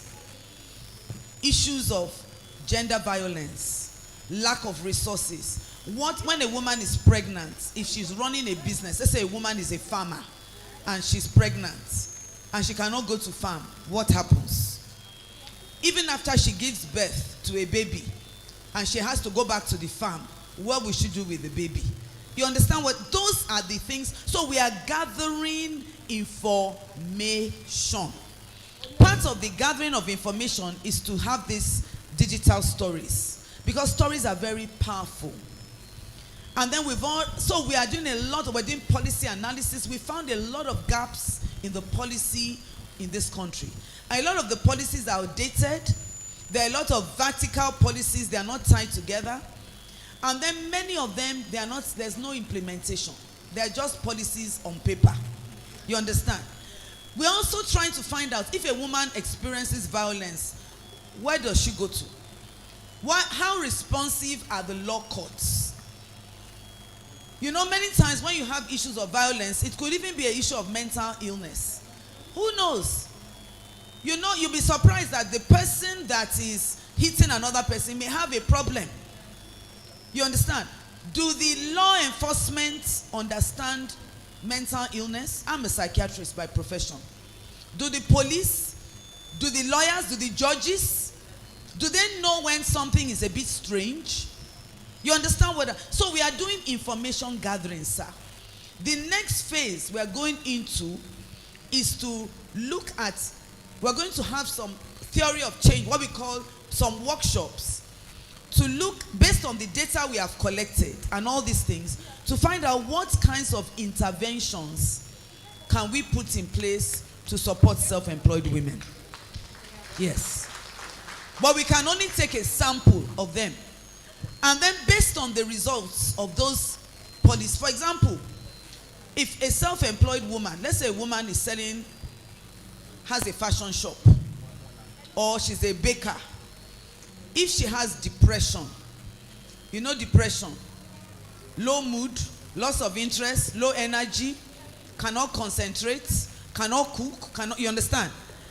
If she does not know she has depression, her business will go under. But if a self-employed woman is empowered to, kilo, and her relatives, kilo shemi, irewesi okon, you know, I'm feeling down, I cannot, I've lost interest, you know, then she can, and if she knows where to go for help, you understand? And then it will save her business. So those are some of, we have to look at the proper interventions. Then after we have derived our interventions, we now give it to policy for scale up. It's the government that's going to do it. We are not, we are a, in fact, our funding has not come from Nigeria. Our funding has come from Canada. Canadian government is the one funding this, not Nigerian government. You understand? So that's where so our work is to provide direction. That is what we talk about. Gown goes to town. I'm a researcher. My research is supposed to help governments to inform their direction. So that's what we're doing. I don't know if you want to add anything, Ms. Osimis. Yes, and I just wanted to emphasize our theory of change. So actually, we've already been conducting brainstorming sessions, bringing together policymakers, our self-employed young women, and researchers to think about these possible interventions. And one of them that has come up is the whole idea of business management training, and also funds and developing ways for self-employed women to be buffered against disruptive life events by having enough the financial capacity, so having savings or having insurance. And so these things have been identified, but like our principal investigator said, we are just a research organization, a research team.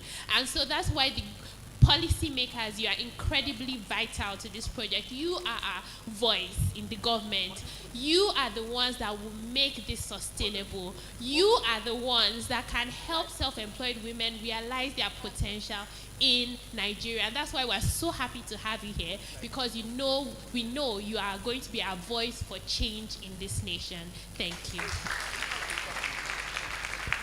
Thank you very much. So we just take a few more comments. Are we ready for the next? Oh, the supervisor of Oluwaseun, because Oluwaseun is going to be defending by next year convocation. I will dress up as Mama PH to stand with him. Where is he? That would be wonderful. So, Professor Senayo, and welcome back from was it Germany? Yes, ma'am.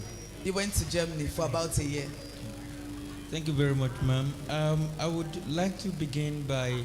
Please, sir, introduce yourself and tell us what you do and your background research work, please. Okay, my name is Shenayo Olaoluwa. I am currently based at the Institute of African Studies. But earlier in life, I read English, specializing in literature.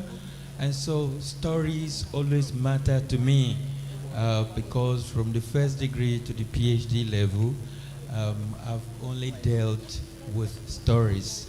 But now I do multidisciplinary research in diaspora and transnational studies. So everything that moves is of concern to me, whatever moves.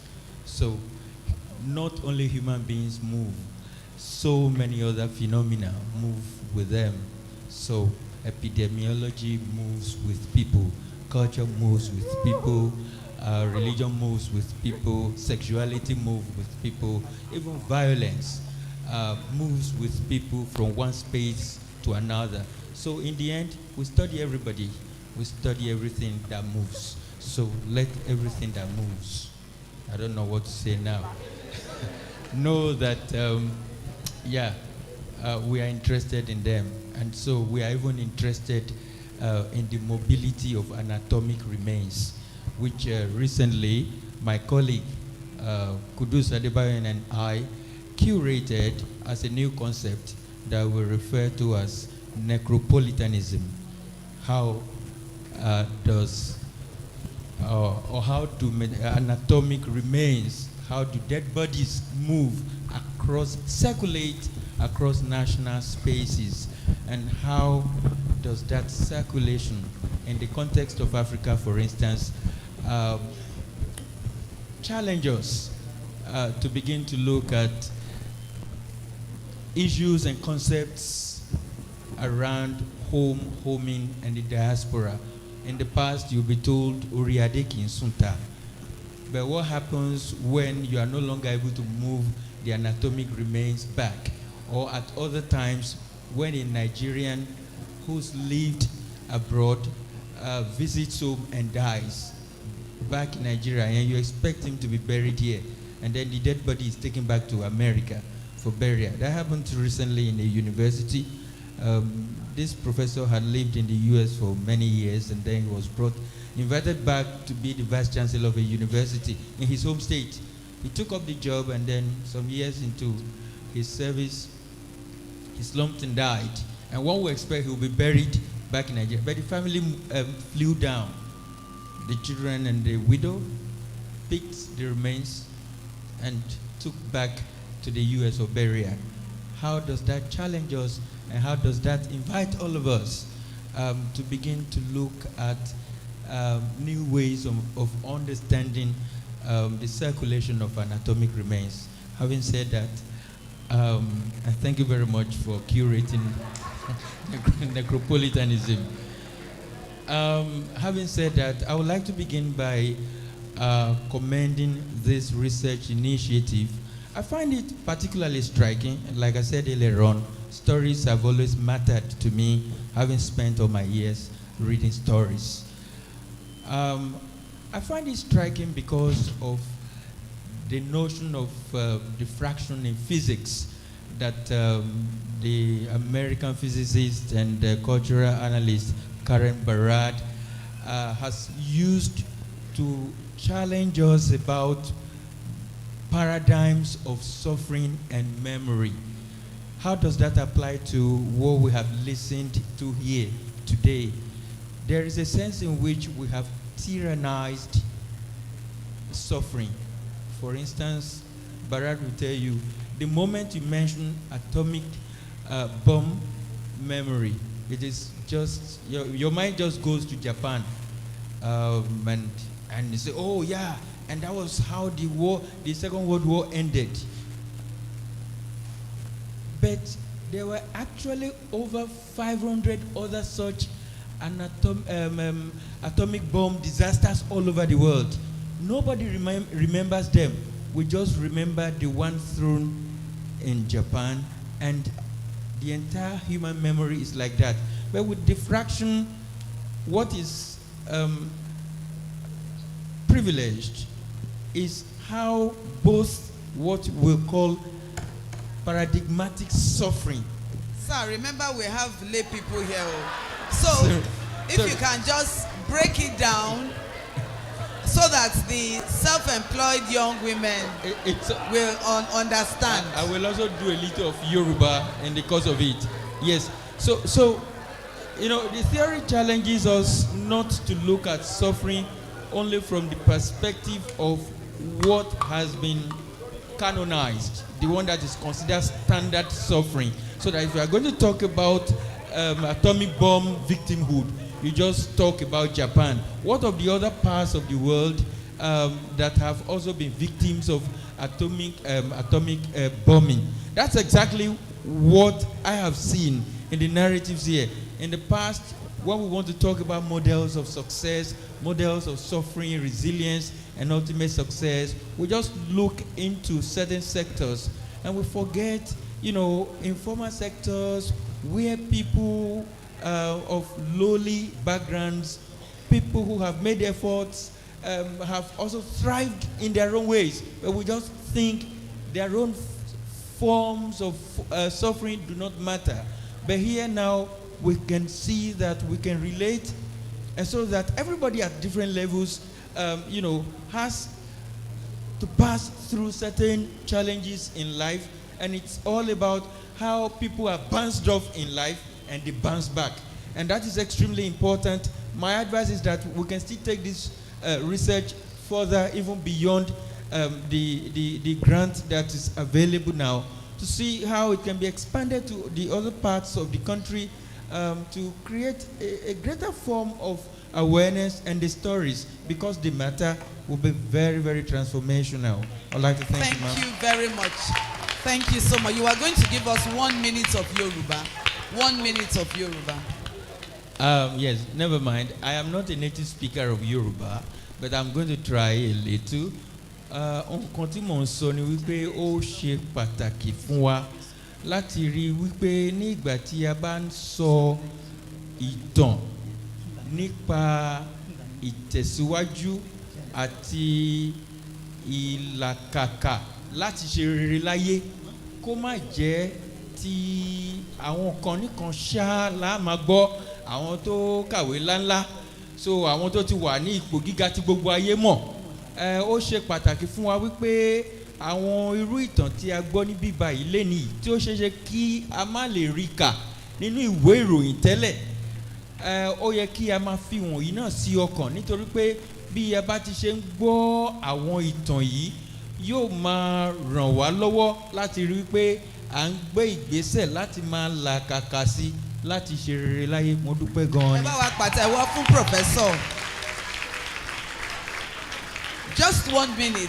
I just want, we have some people who are differently abled here, so I just want him to introduce himself and say anything. Sorry. Kasama, gbogbo ẹ̀yin mo kẹ́yìn bàbá wa ìyá wa ọlọ́bàlá ni kò ń dá wọn yẹ o unity.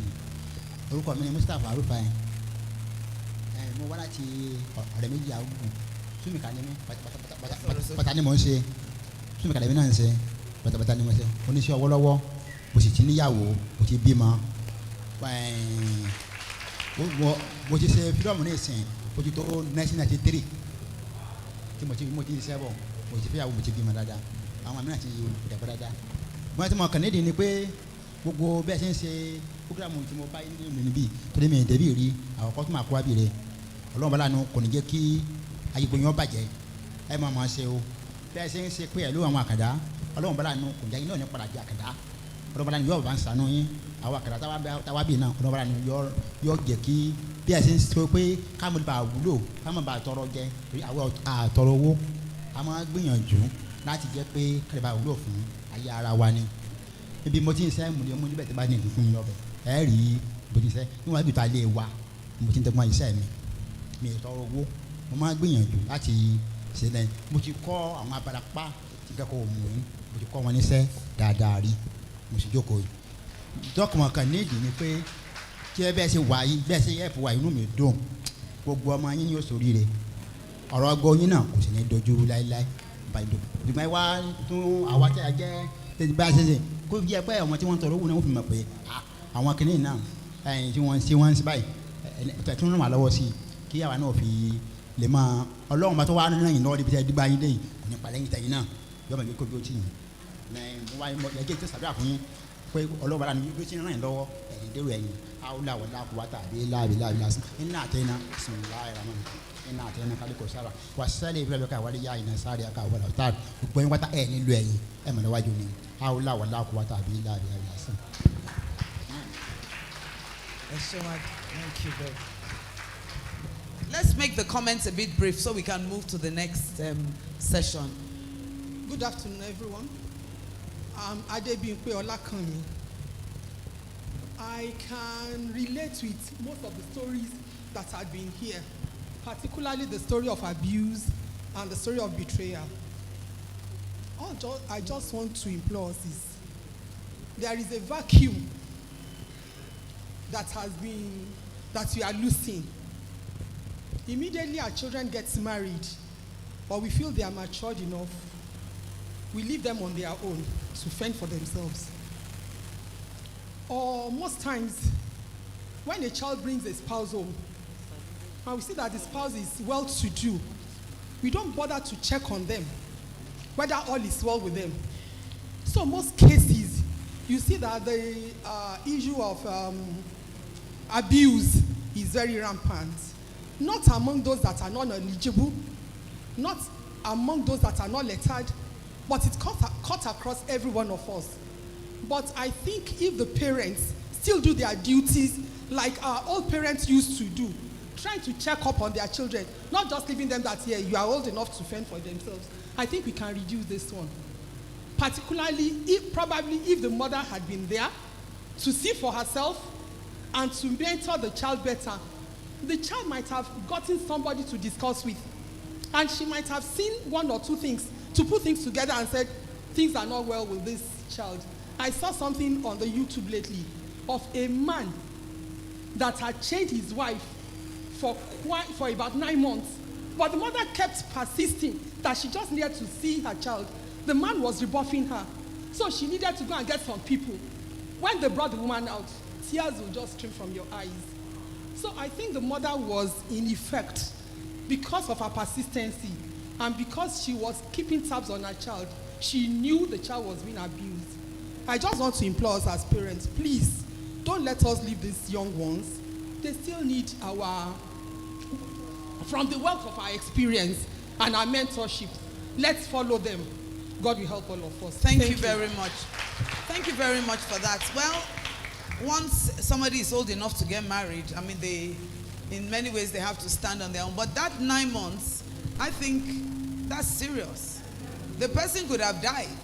And obviously, the husband has a mental health condition that needs so it's the husband that, so we need to be more aware of àìsàn ọpọlọ. It comes in different ways. The fact that somebody has a job in an office or a business doesn't mean they don't have mental illness. If somebody, there are different kinds of mental illness. If a man can chain his wife for 9 months in a house, the man is obviously very, very sick. And the wife could have easily died. In fact, that 9 months was too long. I mean, a woman should not be chained for 1 day or even half a second. So those are issues of law enforcement, justice, women's affairs, and so many things. We need to create more awareness. I have a self-employed lady. I don't know if you want to speak for any other hands up. Any other hands? You have 1 minute, please. My name is Odunola Agbebi. I want to use this opportunity to thank Madam Provost for the opportunity to also serve. I work at the college, but I remember a few years ago, 6 years plus, I lost my husband, my 3 children. My last child was like barely 2 months at that time, and I was out of job. I remember the former provost came and asked me what I wanted. I told him I needed a job. So he gave me this job. So as I was doing the job, I needed to do other things to also take care of my children because I saw that the responsibility was getting wider. So I prayed about it and I thought, what could I do? So I started a direct business. I started from my kitchen, from the store, a small store I had. I just bought a shell and I was doing a direct. This is one of the products of my direct that the provost is wearing. And I remember the first time she called me, she said she checked through my status and saw that I was doing like that. You did not tell me that you were doing Adire. I was scared. I said because I was working at the college, I didn't know what she would tell me. And she now said, okay, go and give me design. Then I started with the college Adire for the souvenir. And again, she called me again. I said I should make this Adire. Thank you very much for the support. God bless you, ma. She's advertising for herself. But you could see that, I mean, she's a widow, very young widow. See her, a young lady with three young children. So she's also self-employed, looking at different ways of being creative. Okay then. We're now going to have a very short stretch. Please, nobody's to leave. Please, can we lock the doors? Dr. Ajibola is going to lead us in some very good, because we cannot be sitting for long. It's not healthy. So we're just going to have a short stretch. And I can see you're screwing up your face. Is there a problem? You're trying to stretch. We're going to stretch now. Stretch in here. Okay, thank you so much. And if you really, really need to use the bathroom, these are some, I don't know if you've done logistics about bathroom use. Did you? No logistics. Okay. We have bathroom, toilets.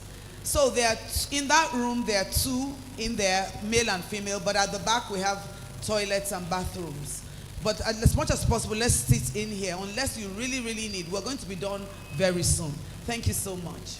Thank you, Ma. Good afternoon. Standing on existing protocols, my name is Toluwalashe Dada Akinola. I just want to create an awareness, advocate for boy child, for male child, because I discovered that all the organizations and agencies, more calls are on women, girl child, neglecting the boys, neglecting the men, and all the trainings, all the empowerment we give to the girl child, all the empowerment we give to the women, they will actually take it to the men's house. They will actually take it to the men's house. We need mentors. We need organizations to come up, sensitize the boy child, the man child, and we need to call them as well, educate them, let them be resourceful and develop themselves. Not just the women alone, not just the girl child alone, but the men, the boys. There should be a call. There should be an awareness. There should be. Thank you. Thank you very much. I couldn't agree more with you. I agree. And I've actually been an advocate of interventions for both men and women. And even in this research work, we are interviewing both men and women, even though it's more focused on women. Because generally, let's call a spade a spade.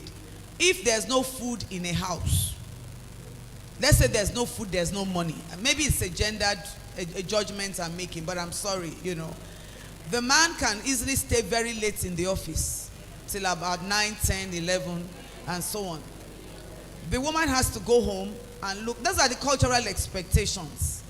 So if you understand, and you find it's usually the women that will go and beg and run and say, I don't know what to do. Or even issues of school fees. We do respect. I don't know, maybe the men will want to speak, But I agree that there's no point focusing on women. I always say, if you empower all the women, who are they going to marry? Yes. So you have in the house all these empowered women, and it's a problem. And interestingly, if you look biologically, women are actually stronger in many ways. Yes. Who said how? I will take it at the end of the next section. You find that even talk about mortality, I'll talk about other things, but when you look at mortality, women have a higher life expectancy right from the inside the mother's womb. Even when conception is taking place, a female zygote baby is more likely to survive than a male. I don't know, we have a professor of obstetrics and gynecology here. I don't know, do you have any quick comments? Talk about the resilience of women. Let me give him the microphone so that he give him an opportunity. But women are in many ways. So please tell us your name and talk about the. Okay, I'm Akinka Omigbodu. I'm a professor of obstetrics and gynecology. And so getting people to survive and reproduce is my line of work. And I'll just 2 brief statements. For every 100 women that are born, 100 female babies that are born, there are 108 boys that are born. That's worldwide. In some places, those ratios have been altered because of various factors. But altering that ratio creates problems for that society eventually. There is a reason why that ratio is there. Because by the age of 5, you actually have more female children than the males. A lot of the males have died. And at the other extreme of life, usually what you find is this man has lived for so long, he survived by his wife. Even men that die at 100 survived by their wives. The women just live longer. And when you go down to the level of the genes are what direct everything that we are and we do. Everything is encoded in our genes. And the genetic material in the female is actually larger than that of the male. It's a small difference, but it's a significant one. And because of that, genetically speaking, the female species are actually stronger. I'll stop there. Thank you very much, Professor Migbodu. And that's why we actually need special interventions for the boys too, the boy child. I'm a child and adolescent psychiatrist. Most of the developmental disorders, I saw Dr. Adeni sitting here yesterday. I saw her earlier, I don't know where, she's a developmental psychiatrist. So she deals with children, are commoner in boys. Whether it's attention deficit hyperactivity disorder, whether it's autism, whether it's reading disorder, mathematics, and so on and so forth. It's more commoner in boys. And women generally are better able in many areas, even talking about multitasking and even speech. On average, by age 3, the verbal output of a female child is about twice that of a male child. If you listen to children in playgrounds, maybe nursery schools, you find the girls will be speaking, I'm going, I'm coming, whereas the boys are saying more sounds, and so on and so forth. And it's very important for our societies. We don't want an imbalance. I agree with you absolutely. It's just that the qualitative. So, for example, maybe men are more. I'll give a typical example, sorry, and then we move on. I notice in my clinic, you find women in this culture are allowed to cry. You understand? They are allowed to cry. If you are hurt, you are allowed to cry. Whereas you find that even a 6-year-old boy, if the child wants to culturally, the parents say, come on, be a man. And he still has his feelings and emotions. I remember once I had a young boy who was brought to me to the clinic because he had a lot of violence. If he's upset, they say we'll throw things, break things, and 10-year-old. But when we started exploring, we found that he was not allowed to be emotional. When he's hurt, he had to keep it. If the parents would say, be a man. No. God has given us tears for a purpose. We need to use it. And men and women must be allowed to use it. So those are some of the things that we actually need to go beyond and see how we can have programs for men. Because an empowered man, an empowered woman will make a better society. And thank you so much for this. So let me, Dixon, you quickly summarize very quickly, and then Dr. Ajibola will take us through some exercises. Thank you so much. While we were speaking, the director of the Center for Entrepreneurship in the University of Ibadan came in and left. Where is she? Professor Arulogun. She sat beside you and she's already left. Okay. No problem. I wanted to introduce her. And I know the dean of, is the dean still around? Our dean, the dean of the Faculty of Basic Medical Sciences, Professor, that's your sister that just left. Professor Oronke Odunola, thank you so much. I really appreciate your presence here. And many of our faculty, faculty officer of the same, Faculty of Basic Medical Sciences is here, Mrs. Alade Komo, looking glorious and beautiful. Thank you so much. We appreciate you. And your daughter is looking at you very proudly. But I won't. So over to you, Dixon and Okweyemi. Ẹ ṣeun ọ̀jọ̀gbọ́n Ọláyínká Omígbọ̀dún. Àwọn ti sọ onírúurú nípa àwọn ìtàn tí a ti láǹfààní láti wò. Àwa náà ti láǹfààní láti jẹ́ pé ká sọ àwọn tá a rò èrò wa, àwọn tó ní béèrè àti àwọn tó ní ohun kan láti sọ nípa àwọn ìtàn yẹn. Inú mi dùn pé àwọn èèyàn ti mú àwọn ẹ̀kọ́ kọ̀ọ̀kan tàbí méjì jáde láti inú àwọn ìtàn yẹn. So láì lọ́pẹ́nu a máa lọ sí abala kejì. Wọ́n ní a ní eré ìdárayá ráńpẹ́ kó tó di pa lọ sí abala èkejì. Ẹ ṣeun. All right, so just before we go to the second session of the screening, please, you are in College of Medicine, University of Ibadan, the first and the best. So we're going to have a stretch break right now. So please, I will implore every one of us to please stand up. Please, let's rise. We'll be spelling coconuts with our bodies. Please, you must be involved in this exercise. When you're young, you do exercises. When you're old, you do exercises. All through the lifespan, exercises are very, very important. So are we all standing? So we're going to spell a C, an O, another C, an O, an N. You have the U and the T. So see what I do. For the C,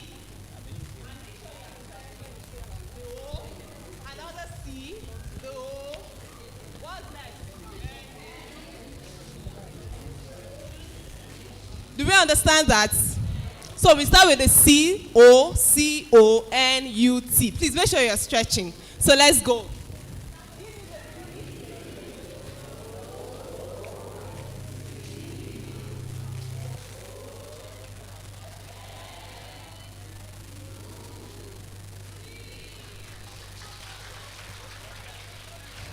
We do it one more time and faster this time. Please make sure you're fully stretching.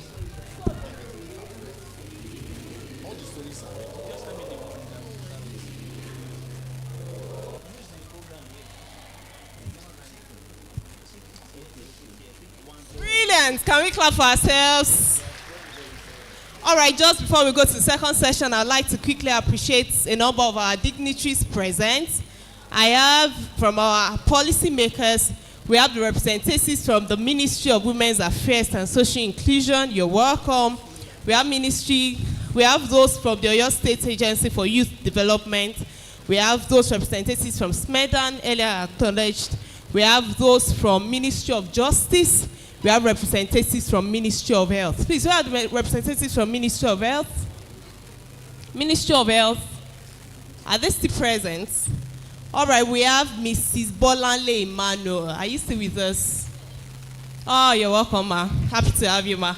We have Mrs. Tayo Adekunle, both from the Nigerian Export Promotion Council or your state office. Thank you very much. And then we have our pressmen here. We have ARISE News. I saw the banner earlier on. You're welcome. We have representatives from the Nation newspaper. We have representatives from Splash FM.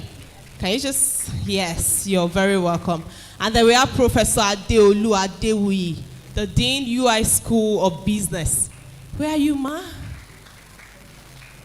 Where are you, sir? Welcome, Prof. We're happy to have you here. All right, we have representatives from Oyo State Health Insurance Agency. You're welcome, sir. We have representatives from the College Research and Innovation Management. Where are you? You're welcome, ma. We have representatives from Center for Support of Women in Unpaid and Informal Employment in Nigeria. Yes, you're welcome, Mrs. Aindere. Happy to have you here. And there were representatives from Ibadan Foodstuff Sellers Association from Bodija Market. I'm coming for a bag of rice. You're welcome. Thank you for coming. We have representatives from Nigerian Export Promotion Council. I like to begin to export my products. Where are they? Oh, you're welcome, Maz. And then we have representatives from Ibadan Business Hub. Yes, you're welcome. All right. And there are representatives from African Women's Entrepreneurship Program. Where are they? Oh, you're very welcome, Maz and sirs. And there were representatives from the University of Ibadan's Gender Mainstreaming Office.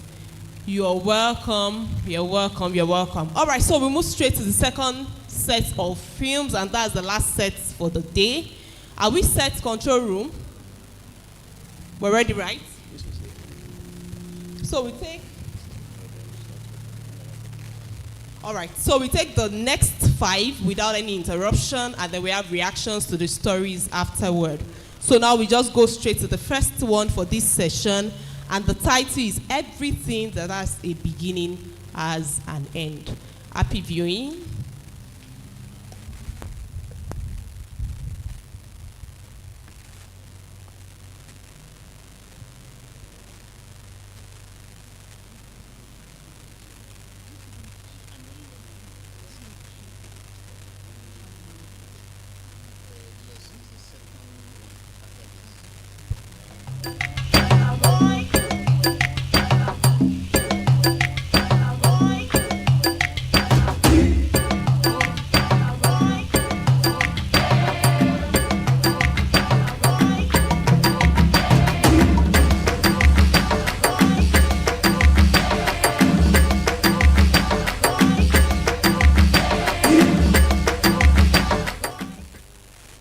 Hi, I'm Deborah Opeyemi Ayonleke, and I operate a food service business here in Ibadan, Nigeria. My organization provides sumptuous meals, small chops, cakes for individuals, families, and corporate bodies for different types of events and occasions. Around April, May 2019, I started to feel an itchy sensation on my back, and in no time, there was an outbreak of sores that became dark spots all over my back. I didn't pay much attention to it initially as I felt it would disappear shortly. Besides, most of my clothes covered my back, so there wasn't going to be any public concern that would arouse my agitation in any way. I wasn't all too bothered. So days, weeks, and months passed with me managing the sores on my back and being hopeful. Little did I know that worse days were looming around the corner. And then by March 2020, the hairline around my neck area became so itchy that the hair started to fall off. I noticed that some parts of my hair weren't growing, and so my hair became uneven. Apparently, the skin issue had begun spreading to other areas of my body, and before I knew it, there was an outbreak on my chest, bust, and then my face. Yes, my face, you heard me. Trust me, you wouldn't want to know what having your face or skin tampered with means. It was at this point I became scared, and I was ready to do just anything, medically speaking, for my skin health to be restored. Let me mention here that this was not a hygiene issue. I bathe at least twice a day. I wanted to see a dermatologist badly, but all efforts proved abortive since it was around this time that COVID-19 lockdown took effect in Nigeria, so movement was restricted. Alternatively, I was able to see our family doctor who prescribed treatment. At first, it seems I was responding to treatment, but after 3 weeks, there was a relapse, and from here, the journey to being well began. I sought various medical advice, had appointments with dermatologists, ran some tests, abstained from some foods, used various skincare products, but nothing lasted enough to totally combat it. At a moment, it would be as if I was responding to treatment. Another moment, the whole thing would resurface in full force, worse than it was before. During this period, my hair was shaved to skin at 3 different times. I always had a wig or scarf on. My face became wrinkled with black patches all over. The itchiness would wake me up on some nights, and I would scratch my body till I fall asleep again. I dreaded taking my bath because of the pain that came with the sores coming in contact with water. This whole experience took a toll on me psychologically. I lost confidence in myself. I lost focus doing a particular thing for so long, and I couldn't retain so much information. I also didn't want to be among people anymore. I just wanted to stay indoors. All of this had a great negative impact on my business because I just lost interest in everything I was once passionate about. I couldn't get myself to think about self-development or business growth. All I could do at this time was to exist, so my business just hung in there. I was still getting orders, yes. For events where I needed to show up, I would wear heavy makeup to hide the blemishes on my face, and for jobs that didn't require my presence, my staff or family helped out with the deliveries. I craved to be well again, even though it seemed far beyond my reach. I had to tell myself some truths. I said there must be a way out, and this whole thing has got to come to an end, even though I didn't know how and when it would be. I took to finding out personally what this health condition could be. I read some articles and surfed the internet only to find out it was an autoimmune disorder, or we can call it flare. In simple terms, my immune system was fighting itself. And when I understood this, I just had to rest from being agitated because there was really no treatment for it, as it were. Thankfully, I had a great support system all through. Living through those rather long days, it was certain I enjoyed divine grace. Also, my family and friends built confidence in me. They helped me find ways to endure the tough times. And even though I didn't know when everything was going to end, they cared enough to make me see and feel I still had some worth. Those unending days and the trauma that accompanied them came to an end. Yes, they did. And the beautiful thing is that I didn't even know when the exact time the miracle happened. I just noticed sometimes around August, September 2022 that my body wasn't itchy anymore and the spots started disappearing, to the extent that those around me began to notice and comment, and the painful journey of about 3 years came to a beautiful end.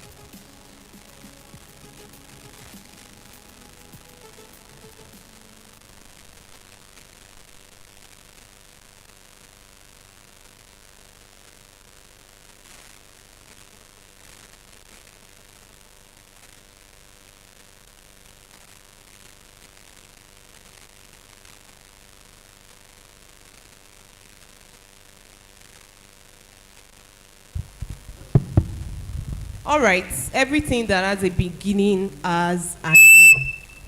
So we'll just go for the second story right away. The title of this one is Breaking Chains of Child Marriage, a single mother's journey to resilience.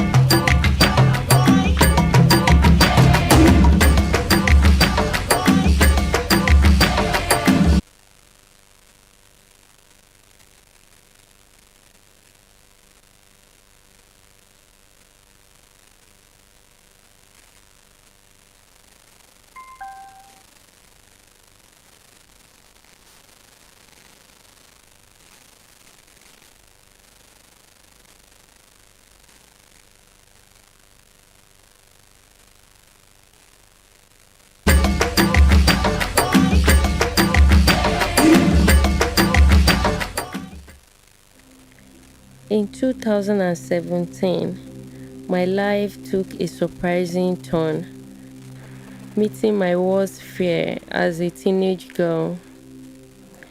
It all began with my dreams of education and freedom, dreams that clashed with the tradition of my community and the expectation of my family.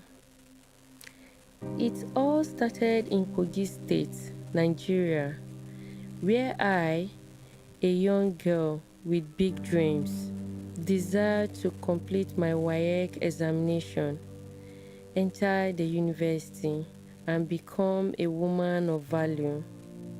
However, my father, driven by fear and cultural norms, insisted that I must get married, ignoring my age and dreams.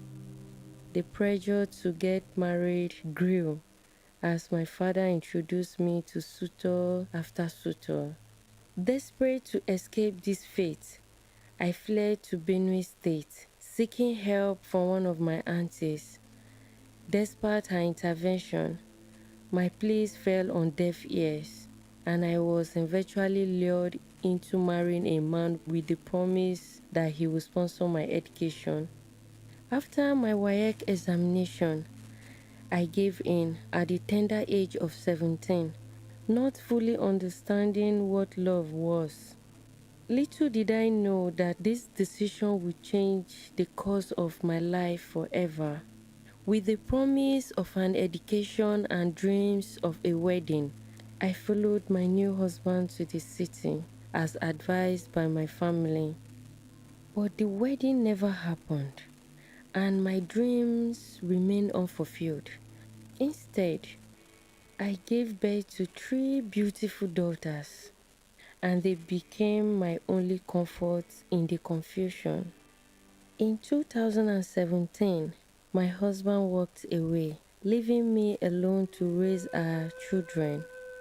Considering my ignorance as a young girl who had no experience about life, I had trusted him blindly. He told me that he was going back to his base where he worked in Rivers State. Months passed, with silence from his end, and with that came financial hardship and struggling to fight with my situation and avoid shame. Desperate to provide for my children, I found work with the help of my neighbors. I began assisting at a booker, but I wasn't able to make enough money to take care of myself and my children. As I battled loneliness and desperation, I turned to alcohol for solace, yet the pain remained. I eventually moved to Lagos and worked various jobs, including as a truck loader and distributor of ethanol. Just as I began to see a glimmer of hope, I fell victim to a scam, losing all my savings in a Lagos hold-up. Determined not to give up, I relocated to Ibadan to join my sister. Here, I started a small shop selling different brands of drinks. I worked hard and fought to provide food and education for my children. Throughout this difficult journey, I learned the importance of resilience and the strength that lies within. I drew strength from words of affirmation from family members and my beautiful children. I thank God for my life. Years later, my father, once blinded by tradition, apologized to me and is now doing everything to make amends for his previous actions. I urge parents to invest in their daughters. Also, I encourage girls who are facing pressure to marry against their will to seek help from family members, the government, and NGOs. I also urge government to raise more awareness in rural settings about the danger of child marriage. And to every victim of child marriage, I say, don't give up. Use the bricks life thrown at you to build a strong, resourceful future. It is never too late to start over. My story is a witness to the power of resilience and the hope that lies in every person's heart, even in the darkest of time.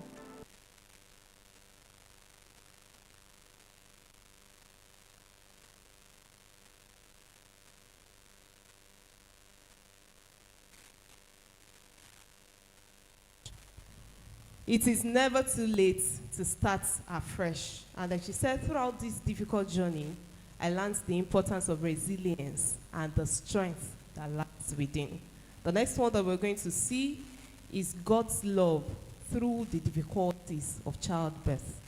I just God's want love. to mention that maybe during the discussion, Dr. Omobowale, coincidentally the cameras are on her, has just rounded up an intervention on child marriage in Nigeria, focusing on the Hausa communities. So maybe you can tell us a bit about it at the next, when we finish the streams, and using radio to change attitudes about child marriage. So Dr. Omobowale, we look forward to hearing from you. Thank you so much. So let's go to the next video. Thank you.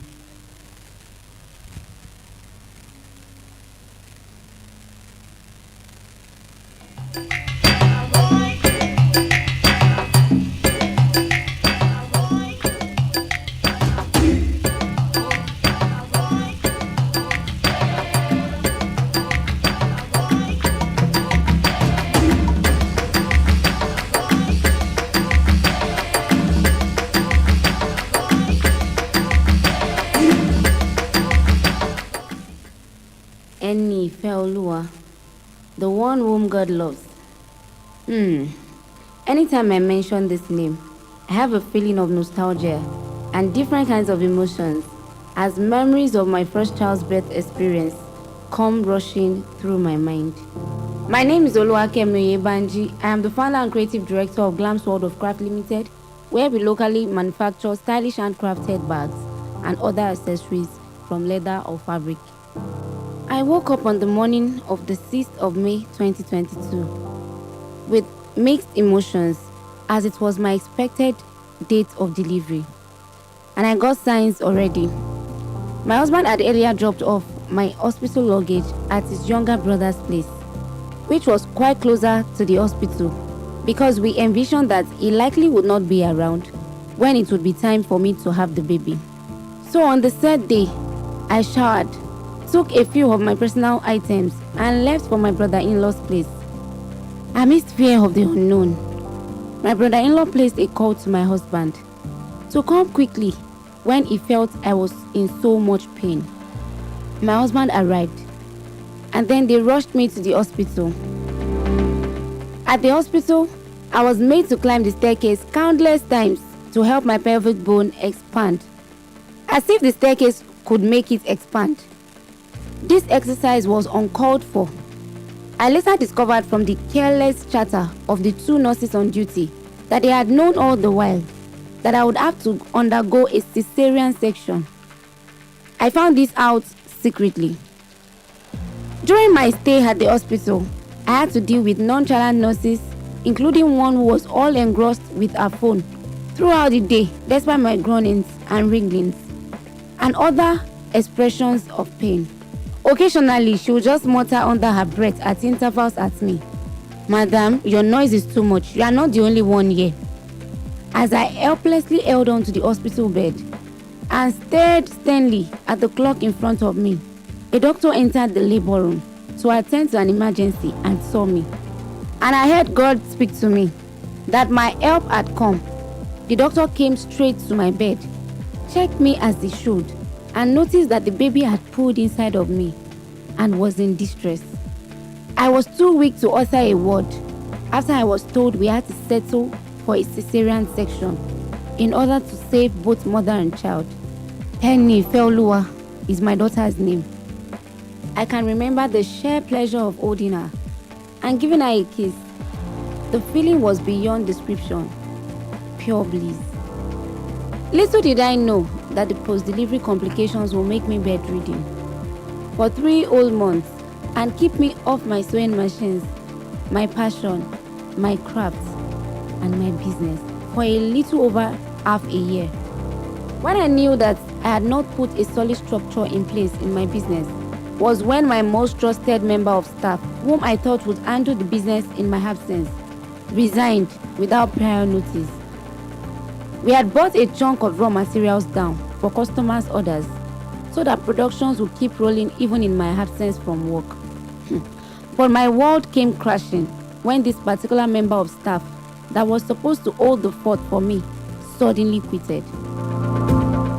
Somewhere in the middle of all these happenings, my husband lost his source of livelihood.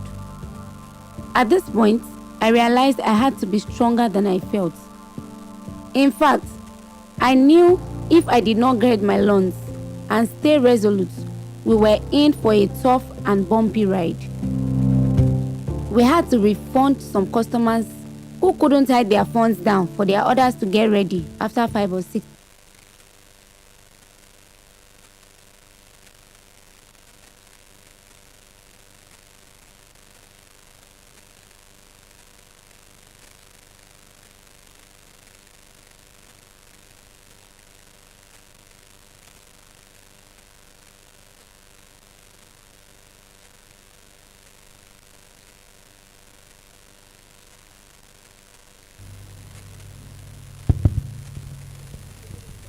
Sorry about that. I believe that maybe the technical team want to take that again.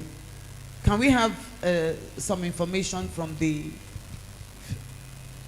control room, please?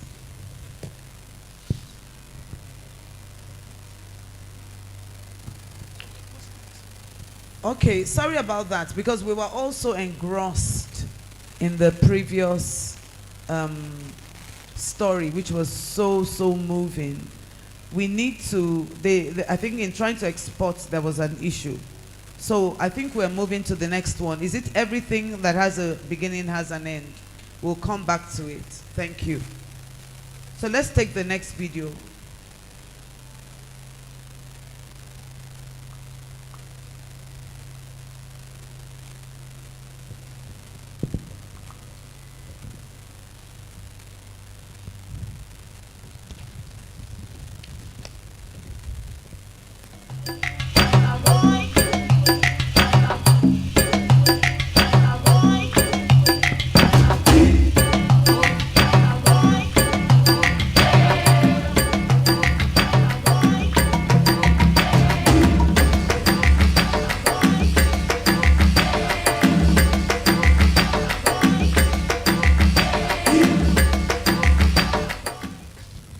I remember that afternoon in March 2022 when I got a call that it had rained and I needed to be at our office space. I told them I would come later, but the caller, my neighbor, insisted. Then I got there. I did not know how to describe what I saw. The rain had blown off the roof. My newly acquired equipment for production for my new business, Mamalak Foods, which I had just taken a huge loan to purchase, was waterlogged, along with everything in the space. We tried to salvage all we could. Unfortunately, nothing could be salvaged. I was going crazy. I logged out of reality. I was suicidal a few times.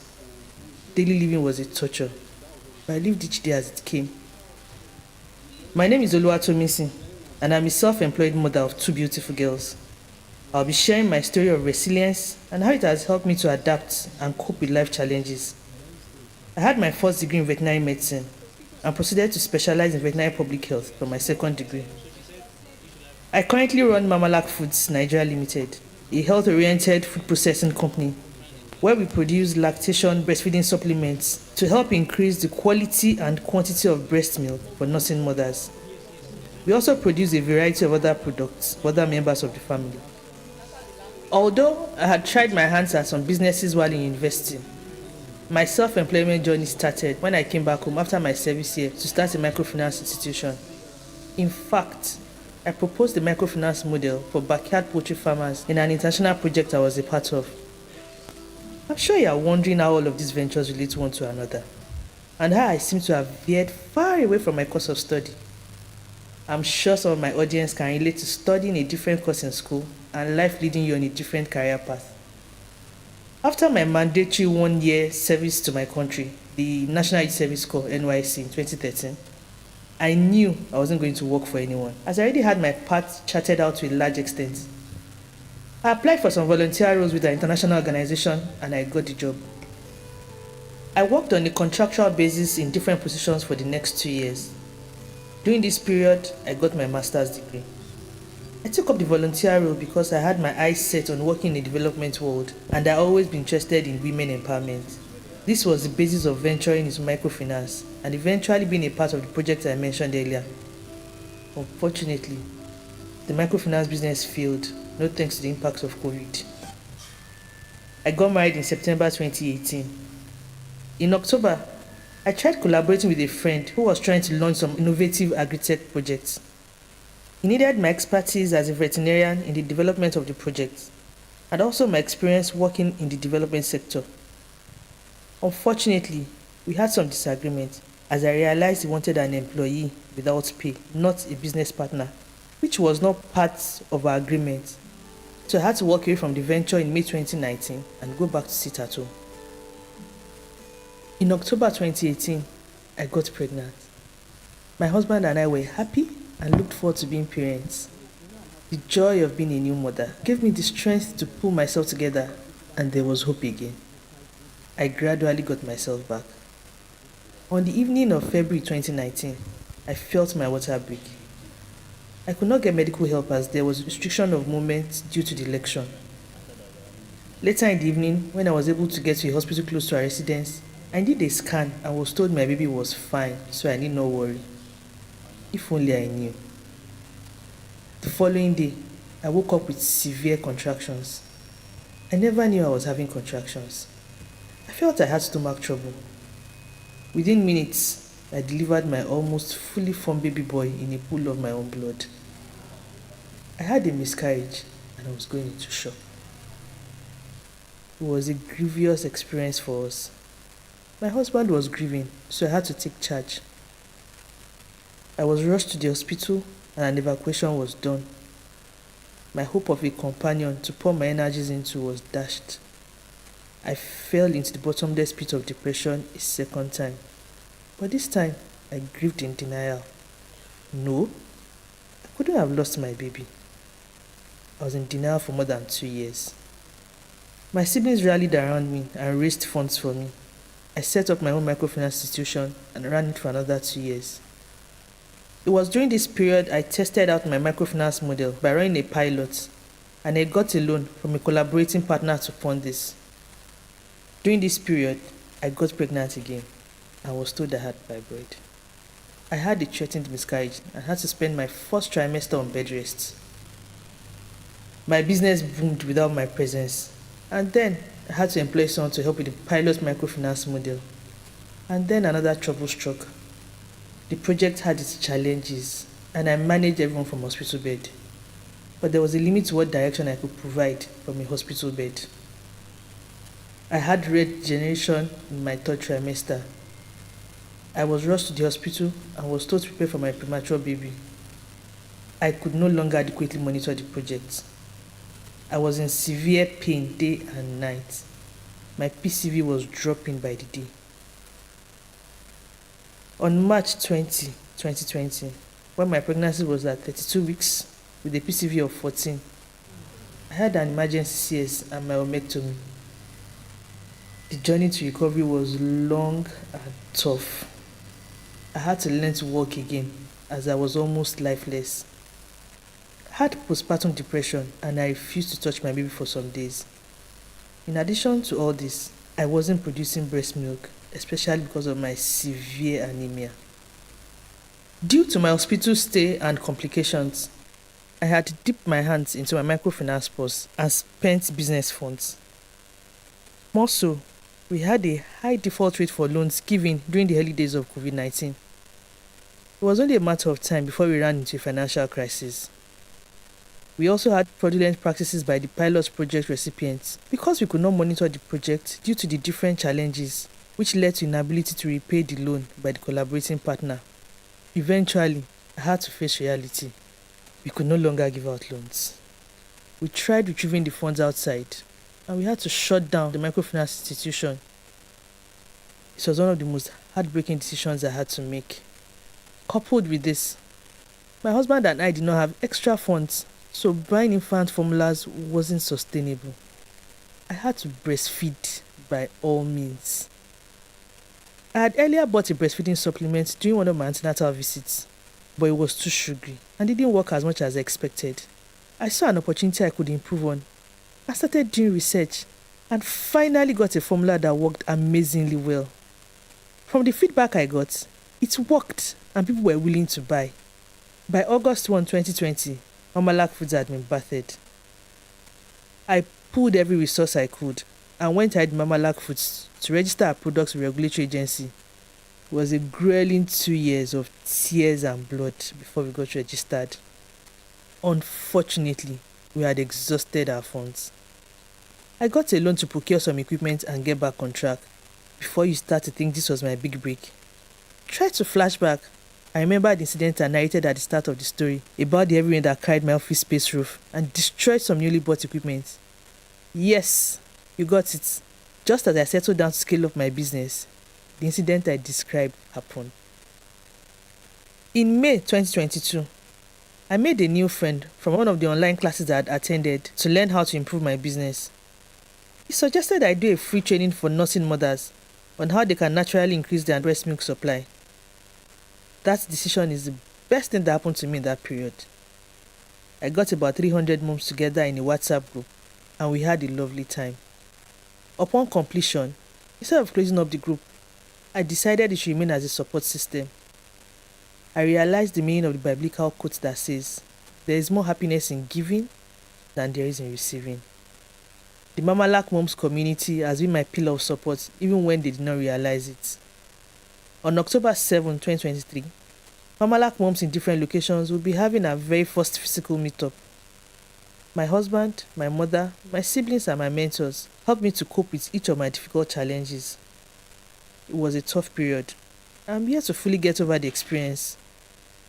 As part of our financial recovery plan, I had to reschedule my loans.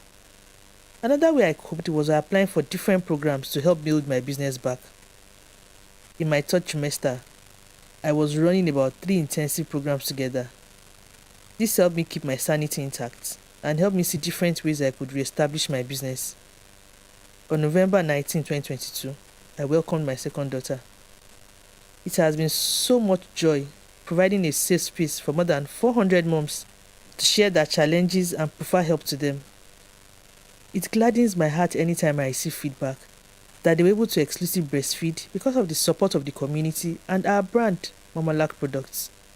Although we still have our struggles, we are glad we are making an impact in our own way.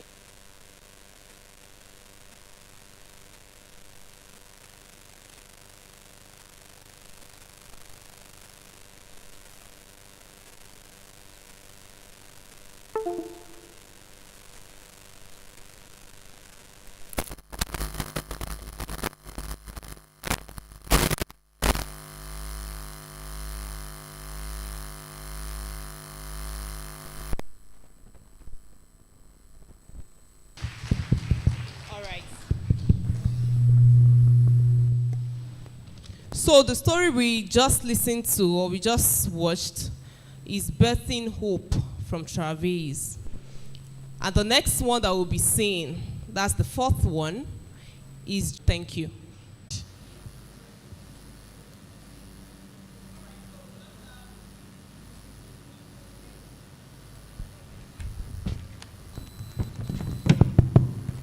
All right, so right away we'll just take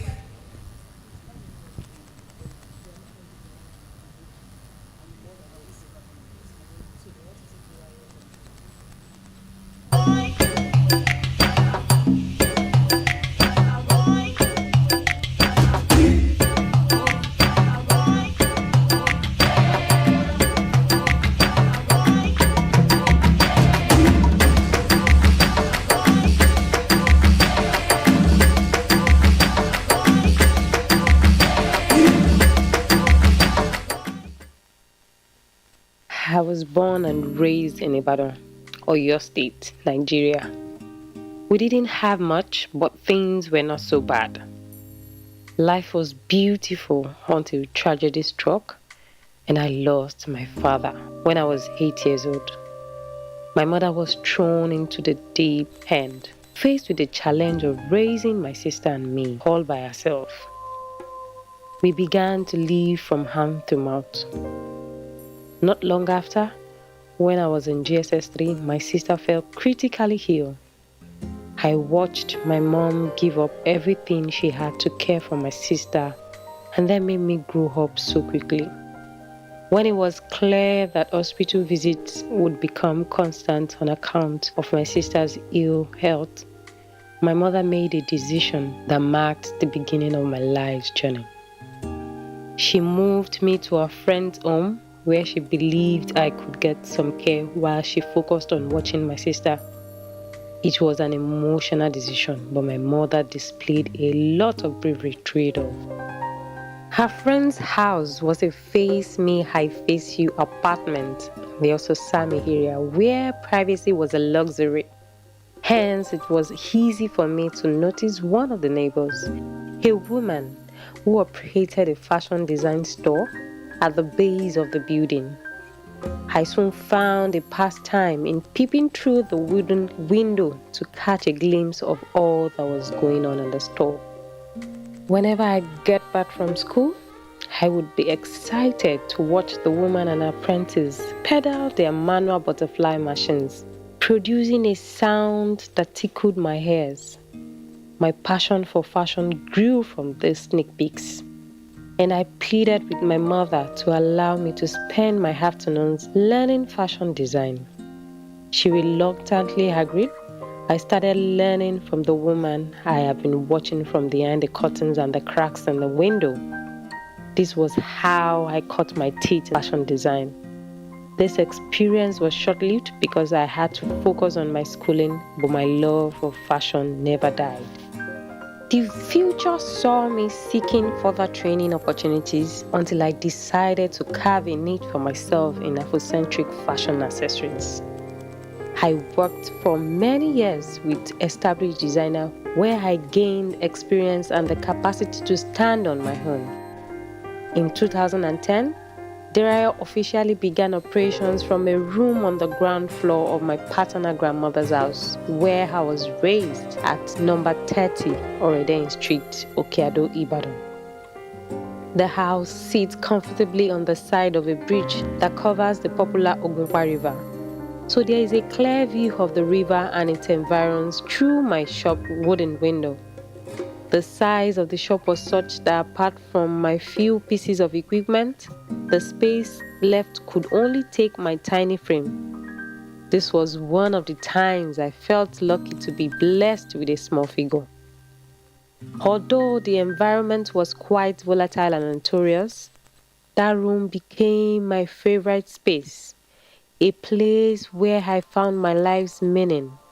I buried myself so much in production that I barely noticed that there was a tickling time bomb that was about to explode if nothing was done. Oreden Street was a cocktail of the good, the bad, and the ugly.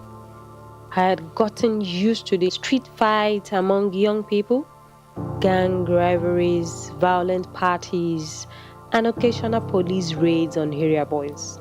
However, I did not understand the depth of that until one fateful afternoon. A fight broke out as usual and no one knew the cause. There was a convergence of gangs made up of teenagers from the neighboring areas. They were armed with cutlasses, broken bottles, and other sharp objects. Everyone ran for their lives because the violence of the usual fights paled in comparison to this. Many of us ran to the top of the building with our faces flat on the ground to avoid being hit by the around.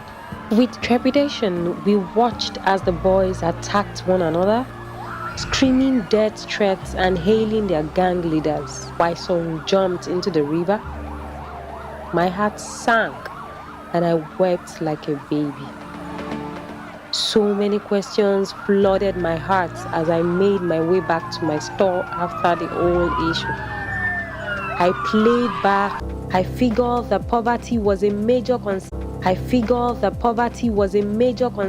And if those young people were meaningfully engaged, they would be financially independent and not be lured into violent activities that could destroy their future and that of the nation. We pioneered the World Youth Skills Day in 2019, where I teamed up with 35 volunteer entrepreneurs to train secondary school students in various vocational skills such as shoemaking, bag making, textile design, ashoke weaving, photography, bead making, cake and confectionaries. Thereafter, we launched the Transforming 10,000 Teenagers to Young Bosses project. This has gained the support of the Oyo State government and established entrepreneurs in the city. So far, we have trained 6,500 secondary school students drawn from selected secondary schools in the rural areas of the city, and also trained women and youths in different vocational skills.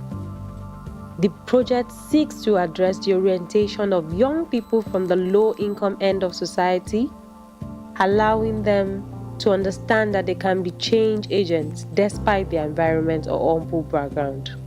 Hence, we do not stop at training, but we also provide information and inspiration that is aimed at transforming these young people. My dream is for Deria Vocational Institute to grow into a full-fledged degree awarding institution. I believe that vocational skills have the potential to address poverty and unemployment in Nigeria, and it should be given the deserving attention. Here is my story. driven by passion, moved by compassion. The birth of Derived Vocational Limited.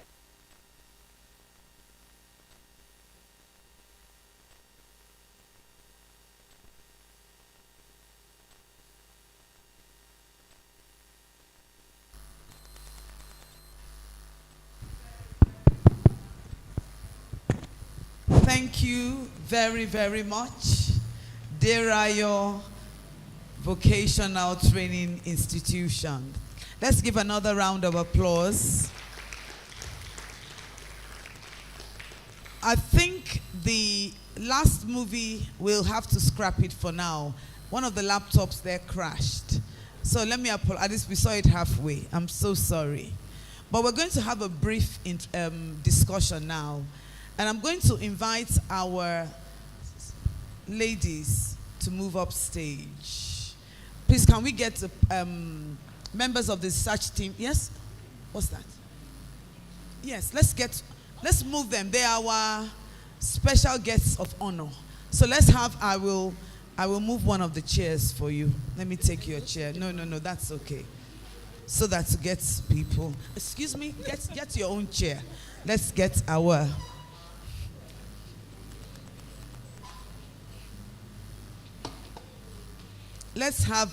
we have 5 on this side. Let's leave this place open, please. No, 5 on this side, 5 on that side. Please clap for them as they come forward. I apologize for the... Can we have the lights on since the videos are off?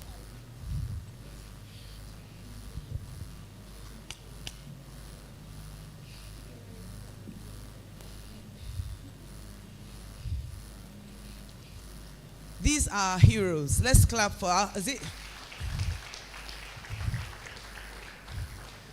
So, on that note, we want to take comments. We've watched several stories. Can somebody give me a program, please? Secretary to the college. Today's your. Thank you so much. We've had a really moving time and excellent production. I must apologize. Whose movie did we watch halfway? I'm so sorry. We will still upload it. Okay? So sorry about that. We've had Driven by Passion, Moved by Compassion, the birth of Derayo Vocational Limited, Birthing Hope with Travails, Everything that has a beginning has an end, God's Love Through the Difficulties of Childbirth, watched halfway, You Are Enough. We have also had The Switch, Breaking Chains of Child Marriage, A Single Mother's Journey to Resilience, Still I Rise, and then A Story of Resilience and Triumph. And I'm not going to attempt the Yoruba. Abeni, A Journey of Perseverance. So let's comment, because we want a rich discussion. It won't take too long. And then they would also comment, because they also have had their own experiences, listening to other stories, making their stories. So let's have comments from the audience. Yes, Dr. Omobowale, we did our child bride story. So you can come, let's come and talk here. Let everyone see your beautiful self.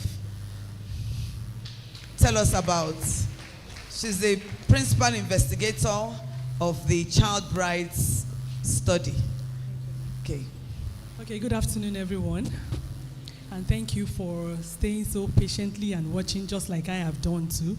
It's been a very exciting moment for me. And I want to thank my supervisor and my mentor, the provost of the College of Medicine, and the principal investigator of ARISE&WIN, and the advisor of NCASE, which is Ending Child Marriage in Nigeria, and the principal investigator of Succeed, several studies. Please, let's give her a round of applause. She's a researcher of researchers. You know, she's the mother of all of us all, and thank you for the opportunity, ma. Well, I've been reflecting as I sat there, as I watched all the stories, very captivating stories. And seeing all of you sitting down here gives me so much joy. You know, it's like sometimes you watch stories on video, you don't know where the primary sources of the stories, you don't know where they are, but I can see you all that you are doing fine. Please, let's give them a round of applause. One of the things that came across my mind as I sat there is to see that this is a great and a huge opportunity for peer networking, even amongst all of you. I mean, I can see Derayo Vocational Studies, Vocational Center, inviting Abeni and calling Mamalak, you know, so there's a lot you all can do together. And I hope you started thinking along, you know, those lines. Because one thing I noticed is that to get resources around here is quite difficult. And when you know people that are doing things really well, you don't want to let them go. I've already noted some of you that I will be calling for stuff, you know, for clothes and dresses and all that and bags. Let's give them another round of applause. Now, back to the child marriage project that we just concluded with our provost. She was the supervisor of the project. One of the things that I remember that really resonated well with me with the child marriage story was the fact that she didn't give up. She didn't stay there and say, you know what, they've married me off as a child, and so let me just end it there. She struggled and she pulled through, and she was able to make meaning out of, you know, everything that happened to her. And that's one of the things we're trying to do, taking the child marriage project further. We're going to be working with girl brides, you know, victims of child marriage. By the grace of God, we are hoping to get funding for it. So I really want to even meet with the person if it's possible, you know, so that we can take it further. And I also hope that the lady with visual impairments is also being helped. I believe there's something that can still be done. I don't know. So I just want to say thank you for this afternoon. It's been an afternoon, you know, that was well worth it. I just saw the notice this morning. I just left everything I was doing. I told Alimat, I said, you know what, I have to be there. And I'm happy I came. Thank you so very much. Arise and win. Keep on moving up and keep on winning. Thank you. Thank you so much. Dixon, 1 minute, please. 1 minute. Can we have other hands up? Yes, please. Okay. Dixon, 1 minute. Ẹ ṣeun. Ohun tí wọ́n sọ ní Belenja ni pé inú àwọn dùn láti wà níbí àti pé fún ìtàn tó ní ṣe pẹ̀lú gbígbé ìyàwó láti ọmọdé, so wọ́n sọ pé inú àwọn dùn torí pé ẹni tó ṣẹlẹ̀ sí táwọn náà dẹ̀ wà ń bí torí pé wọn ò kàn rẹ̀wẹ̀sì, wọn ò sì jókòó síbẹ̀ torí pé wọ́n sa ipá wọn láti jẹ́ pé wọ́n dé ibi tí wọ́n dé lónìí, so wọ́n ní inú àwọn dùn. Ẹ ṣeun. She also spoke about the child brides, but did you say that? I didn't hear that. You did? Okay, good. Yes, okay. We'll take a few comments, and then if there are any, please, our guest of honor, if you have comments, please note the comments about from, yes, okay. Good afternoon, everyone. I want to stand on existing protocol. My name is Choma, and I am an entrepreneur, and I'm here because my boss invited me over, and I'm so privileged to be here. Who is your boss? Please introduce your boss and what organization. Mrs. Feishare, she represents AWEP Oyo State Chapter. That's African Women Entrepreneurship Program. This is an organization of women in business. I joined them in 2018, and I've been a floor member, though, because of my business and how very, very occupied I am growing my brand. So I just want to commend Arise and Win. What you guys are doing is a very commendable program and venture. I have watched the stories that are quite relatable. Starting a business is a very, very hard nut to crack, especially in Nigeria. And seeing these women overcome so many obstacles and yet still thriving, it's quite commendable. So I just want to ask if there will be an avenue for collaboration, because we have so many sectors and we have so many women who are doing well out there. I'm actually in the beauty sector, like I deal on raw materials for cosmetics. That's people who make creams and soaps. I import raw materials and sell for them. So there are so many sectors that need to be explored. There are so many women struggling in business. They have a lot of stories to be told. If there are avenues where you can open for these women to come together, please do. Thank you. Thank you very much. I think Arise and Win, we are building on the existing move to take the move further. So I am the smiles on the face. What's the matter? I want you to listen because they're asking for collaboration. So it's important that we take note that we are noting all this, and we already have your contact. We will reach out to you because we're going to be moving next to interventions. So we're going to be walking through a lot of these NGOs, policymakers, and so on and so forth. Thank you so much. Thank you. Yes, please. Good afternoon, everybody, and I'm still standing on the existing protocol. I am Gbade Shire Enyade from the Oyo State Ministry of Women Affairs and Social Inclusion, and I happen to be the co-decision maker on the ARISE&WIN team. I just want to make this observation, just to make this comment that these stories that we have seen, they are beautiful, people experiencing issues and then coming out of them stronger. It's been transformative. But along the line, I want us to understand about abuse, domestic violence, and what is happening about it. There are things that could be done, but then when and how. For example, the Mama PI, she has been saying that women experience domestic violence, and then what is Ministry of Justice doing, Women Affairs. The other time, that woman that experienced domestic abuse and had to leave her marriage for after 17 years. The channel of reporting have a way of affecting matters. For example, when matters go into litigation, there is little that could be done after that, because the moment a case is in court, you don't do something outside of that again, not to be in contempt of the court. So you just have to follow. What's the point you are making, please? My Let's point go straight is to the people point. should learn, should be encouraged to speak out early on when they are experiencing abuse. For example. Okay, so where you are a member of Women's Affairs, so Yes, just ma'am. give Where instruction. our ministry is available. And what will your ministry do? If abuse is reported when it is happening. Yes. Yes, ma. We have VAP law in What Oyo would- State. and what would they do? It is enforced now.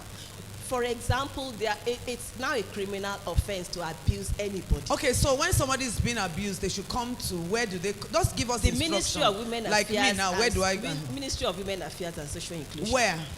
Oyo State Secretariat. No, which office do you have? Is it labeled? Where is the We place? have, it is at Water Corporation buildings in Secretariat. Which office do they go to? There Do they are- go to permanent secretary's office? Did they go to? People need specific The ministry information. We have various departments in the ministry, and I'll explain what each department does. There is the Department of Women, Program and Gender. We are so much invested in VAP law. If abuse is fresh, that we are able to see that this person is experiencing abuse with evidences, we take that up. The perpetrator of the abuse can go to jail. There is 6 months imprisonment and then option of 500,000 naira fine if it is established.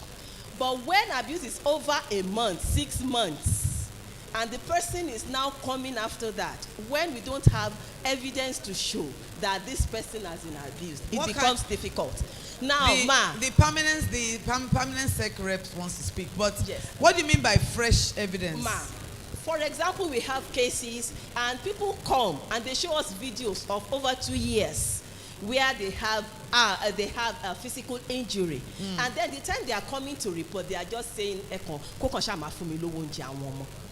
in that case, what we have to do is we refer to the social welfare department, where it is just about children custody. And then VAP law in that instance might not really be effective. You know what? I know your ministry is trying, and I'm going to give the mic to, but I think the whole essence is to see how we can do better. Yes. You understand? Yes, ma'am. That's the whole essence of this. And I find one of the problems, with due respect to all my policymakers who are here, so the problem of Nigeria. Let's recognize our deficiencies. There are things we can do better. What are the things? So I don't think this is a place to criticize. Maybe a woman didn't come, did not come, yesterday, she didn't come 6 months. Tell us how user-friendly is the place, how easy it is, what kind of reception, what's the place going to look, how easy is it to get justice? It's not whether somebody was abused. I don't think those are the real, I'm sorry, I have to be critical. There are a lot of, the lady beside you deals with self-employed women. So you have good example. Okay, so. I think what she's trying to say is the first place you report to when you have an abuse or you experience domestic violence. Like there are NGOs, like I happen to be the Oyo State chairperson for Association Against Child Sexual and Gender-Based Violence. We have our office at New Bodija there, number 3 Ayola Drive, New Bodija. So when you first the person that you go to when it happens matter most, and I think the Minister of Women Affairs will do us good by giving us first responders training, because what you just mentioned, those people, they must have gone round. Some people that are not really, that don't have the experience to handle it, like church. For instance, we have a case of a lady that is depressed now because the wife of the pastor mishandled the matter. And at the end of the day, the lady just dropped out of at 300 level in the university. You are saying that they should come to NGOs.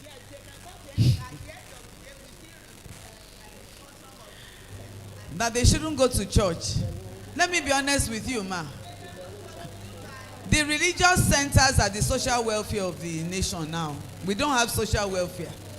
And be honest with you, a woman experiencing abuse, it takes a lot of courage to stand up and refuse. And I think we need to come from that perspective. Oh yes. Permanent secretary, ma. This is a time for us to encourage, I'm serious, not to criticize their abuser, the person who is suffering. The investigative coordinator and other protocols daily observed. Ma, can you give us your, sorry, I know we should have done that, your name and your position. Dr. Yes, ma'am. Fashion or Esther. Yes, ma'am. Director of Poverty Alleviation. Okay. So the Honorable Commissioner asked me to represent her.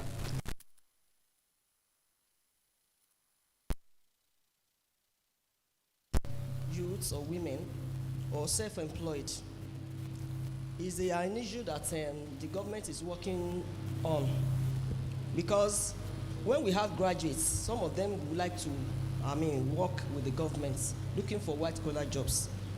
But with the issues on ground in Nigeria, what we really need is what is happening here now, that we have young entrepreneurs that are not waiting for the government to give them job.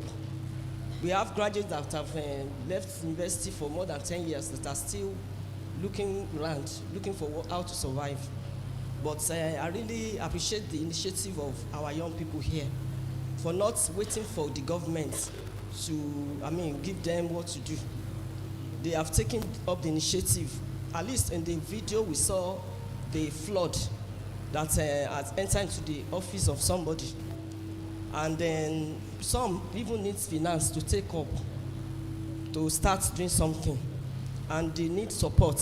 And these are what has happened here that we have seen today. And they started from the scratch. And now they are where they are today. And that's why they are being recognized here today. So what the government is doing is that the Department of Poverty Alleviation, people do come when they need help. They write letters to the government that they need support for one thing or the other. Even for what happened, maybe theft, fire incidents and all those things. The government assists in helping them to come back alive, to make things work out for them again. And not only that, we have women program departments that is taking care of women, widows, giving them support. And we have child welfare departments too that take care of children. And we have social welfare.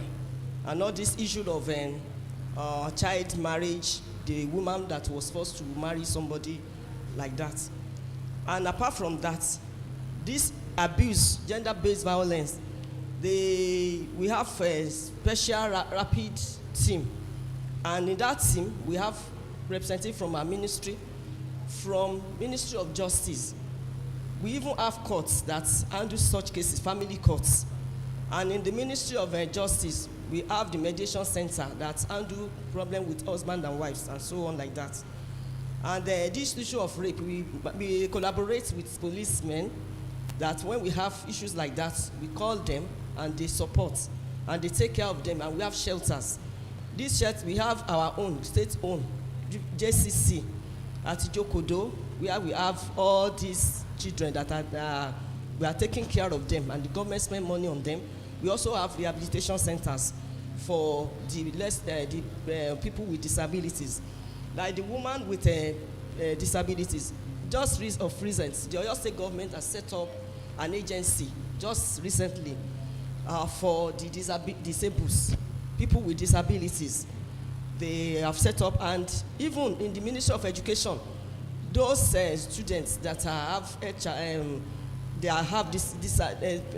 that have not only visual, people that have challenges, people with disabilities, there is a department there, to special education department that take care of them.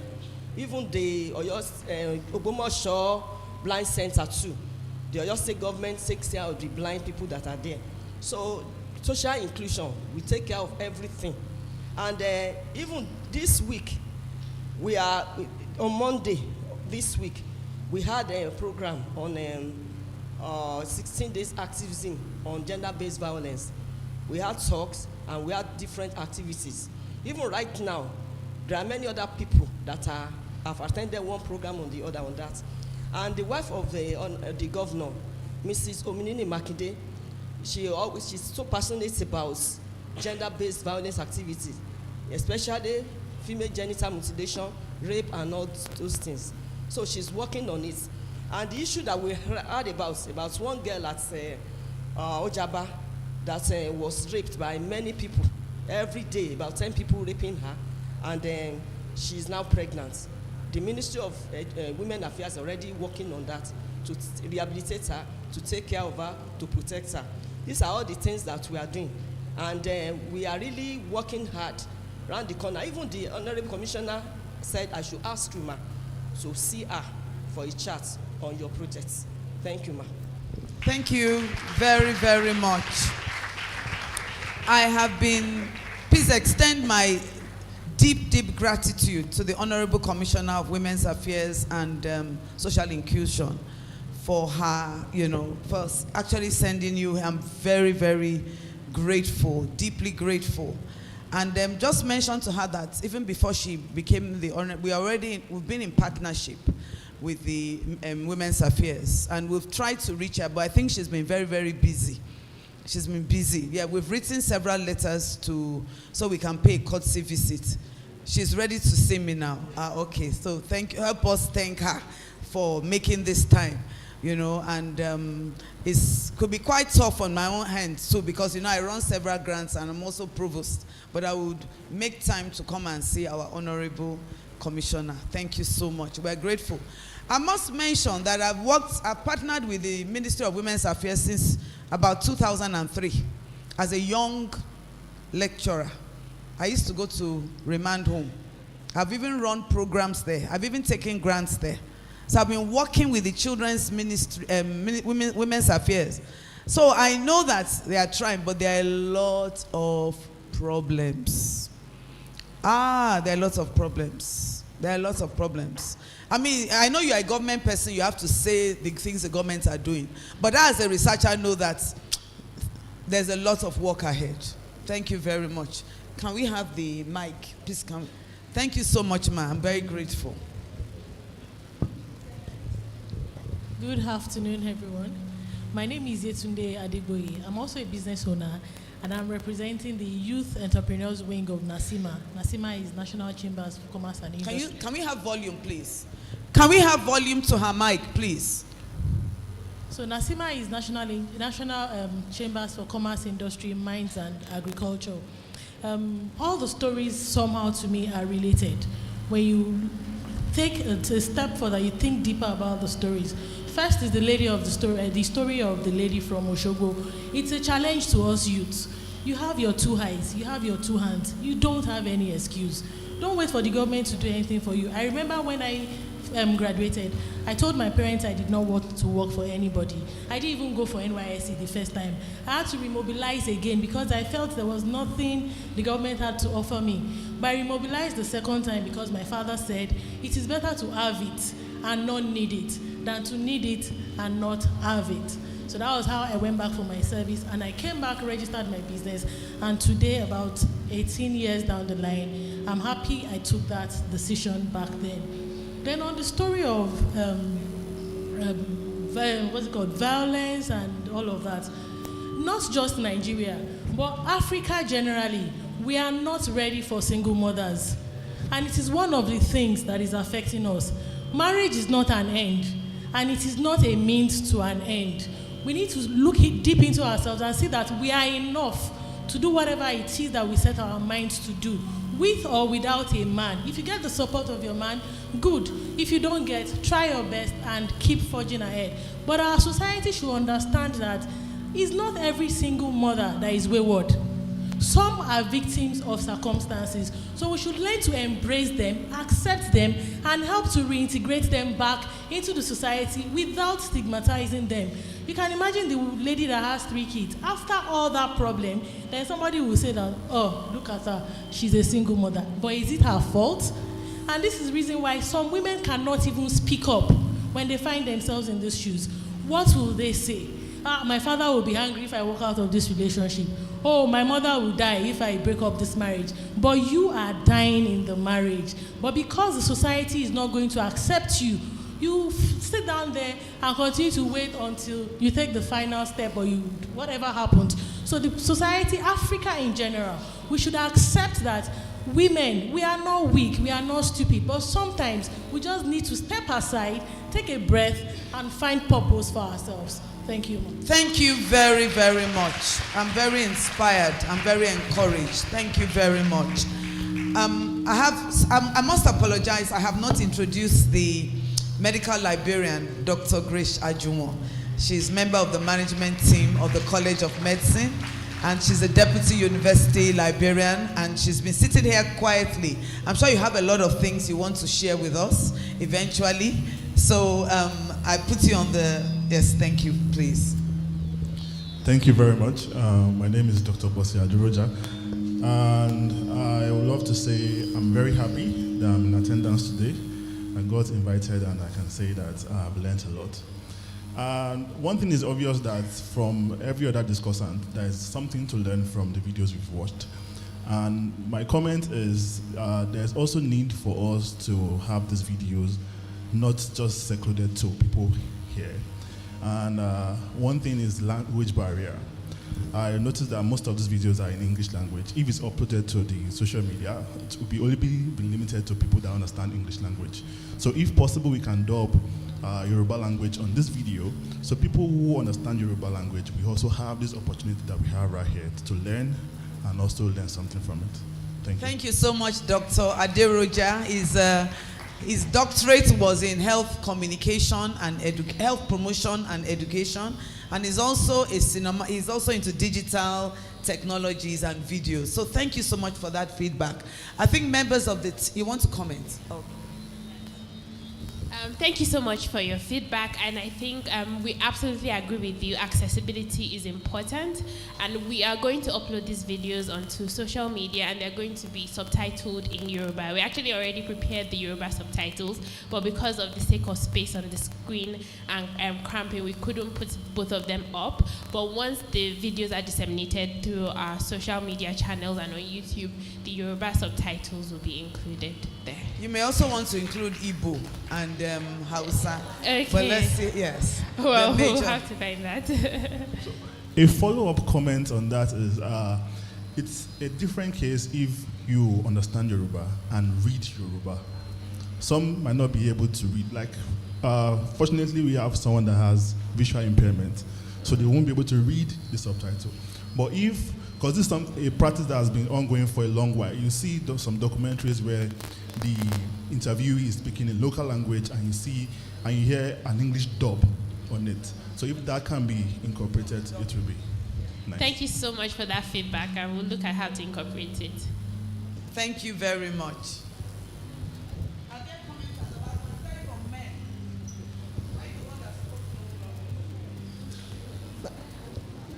Thank you very much, ma'am. I want to say this is one of my special days. And the reason is that one of my nieces is involved in this. And I feel very proud that she's part of this digital storytelling. But the reason why I am particularly happy is that there is a body that has worked so hard to look at these people, to find them out and celebrate them, because I believe this is a celebration of some sort. I'm very happy that, because if you are involved, I am involved. I'm involved because I'm a part of the family. I know some of these things. I'm involved in some of these things. Some of the steps I have to be involved in taking them. So I know what it means for these people to sit down here, for what they have been through. And I am happy that this is a day that some people have, got together to celebrate them, to showcase them, and let us know that indeed resilience can be celebrated. So that's why I am very happy. It's one of my happiest days, and I'm so proud of her that she has come out of it, and she will get better with time.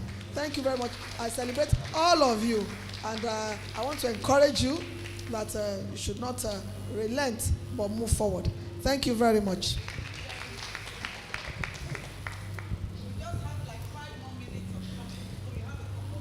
Good afternoon, the Provost of the College of Medicine and distinguished participants.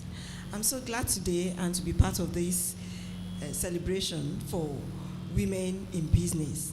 I call them women in business. Women are so very important. Let's clap for ourselves, please. I'm Mrs. Bolanle Emmanuel, the State Coordinator, Nigerian Export Promotion Council, Oyo State Coordinating Office. The women are very important to us. They are very dear to our hearts because we know that women are mostly breadwinners. And come to think of it, whatever you make in life, you are spending it on your family, on your husband, on your children, on extended family members. So we as an organization thought of it that we should have a niche for women in business. And so we specifically have departments taking care of women and their needs through trainings, through seminars, through collaborations with International Trade Center and the She Trades, so that they can learn different kinds of things and be able to implement them. We also support them with finance to be able to boost their businesses. After the pandemic, you may wish to know that the women specifically were taken care of through the grants that NEPC gave us at that time. And it was a kind of from pandemic to prosperity. And I'm glad 3 of these women that are seated here, they are registered NEPC exporters. And they are doing very well. Derayo, Glams. Even 4 of them, Abeni Prince and Mama Lack. I'm very proud of you. I celebrate you all. So, in essence, I'm saying that if you are a woman and you have a business, irrespective of whatever you are going through, know that you can survive. God is with you. That spirit man in you, do not allow it to die. Think of what you can do, and we are there to support you all the way, from 0 level to the level of exporting. Thank you very much. Yes, you can learn to survive and thrive. Learn to survive and thrive. Can you, gentlemen, yes, give there's... Let's make the comments short, crisp and short. Thank you. Thank you, ma. I'm Tosi Obone. I work on Transform Project, one of Professor Migbodun's projects. I would like to call our attention to issues around child protection. Because amidst all the stories we have watched this afternoon, there are stories about adversity and gaining resilience. Right in the middle of these stories about women who are doing their best to come out of difficult situations are children who are significantly affected by risk of abuse and harm. I would like to call on the several ministries that are here to please help provide support networks for women who are going through problems and for their children. Because if children continue to be in the midst of abuse and adversity, there will be some level of intergenerational level of poverty and abuse, and there will be transference to the next generation. So please, let's avoid that. Thank you. Absolutely. It's true. Intergeneration, actually, when children have been exposed to abuse, it actually affects the structure of their brain. And they are more likely to become abusers themselves. So and the consequences of abuse on a child. In fact, some research suggests that it's better to separate than to stay married and the violence continues. Yeah. Because it has serious consequences on that child. But like our lady mentioned, I can't remember, yes, that the society does not, this society does not support women living on their own.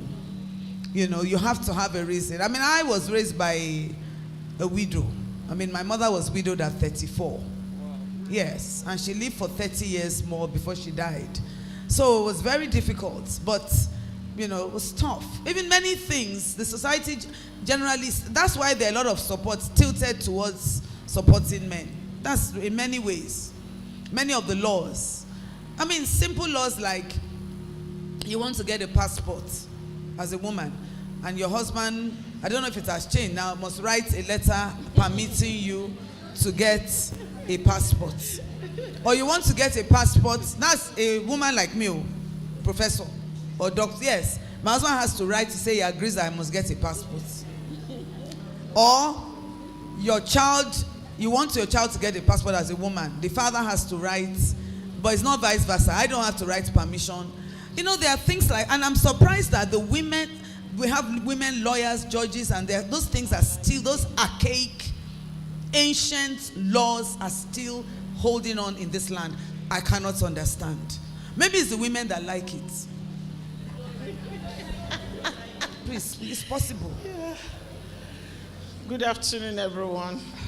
Standing on the existing protocol, I want to appreciate the privilege given to us to be here as African Women Entrepreneurship Program. I am representing Oyo State. I'm Faye Sharakev in Israel. It's so exciting to listen to all these stories. And as an organization, we stand as a business support, you know, to entrepreneurs.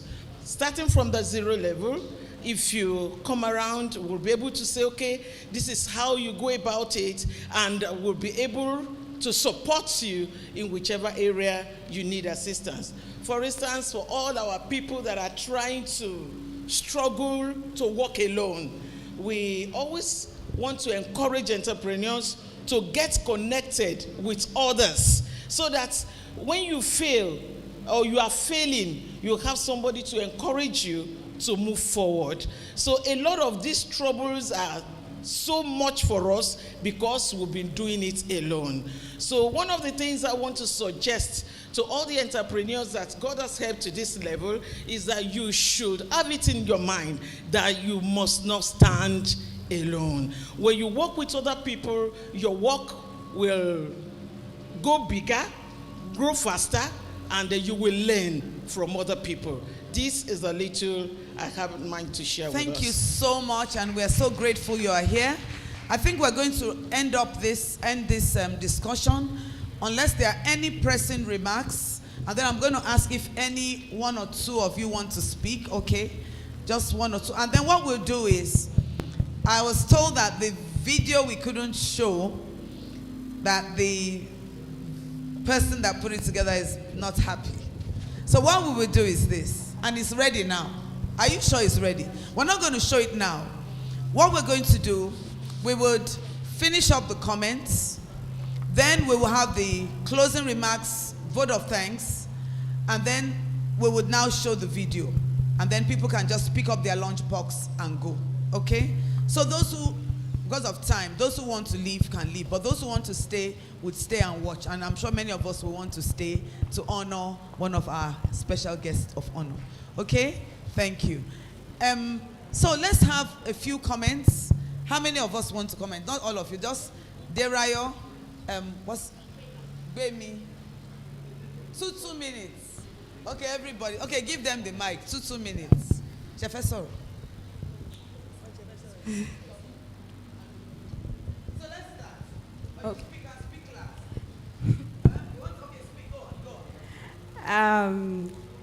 Thank you so much for the opportunity. My name is Anima Shaun Aminat Aderayo, the CEO of Derayo Vocational Limited. It's a great privilege to be part of this project. I was very excited because I'm always passionate about my community, which is Ibadan, or your state. I'm passionate about the growth. And when I was called upon about this project, I jumped at it. I was excited because I noticed there's a gap. There's a gap between the government. We can't say they are not doing, we can't say they are doing. Sorry about that. But then there's a gap between what the government is doing and what the citizens are aware of. All these agencies, what the benefits they have, what they have that they can implement, the citizens are not aware. And I was always wondering why is he eating? Is it treasure?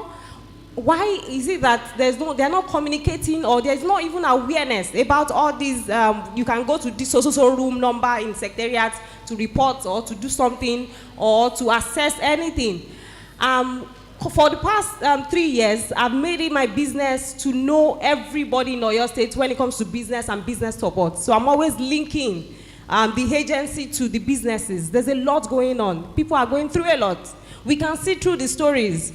When you think that your own is worse and you hear someone else, you just be like, oh my goodness, my own is child play.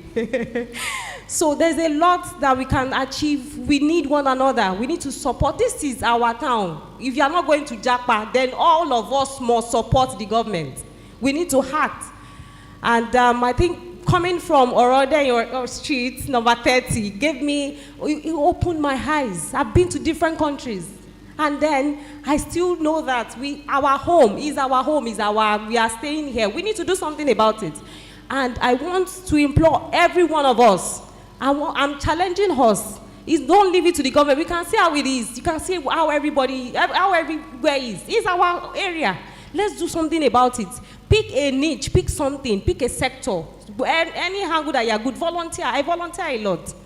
And then the agencies are there to help. We have SMIDA, we have Nigeria Export Promotion Council.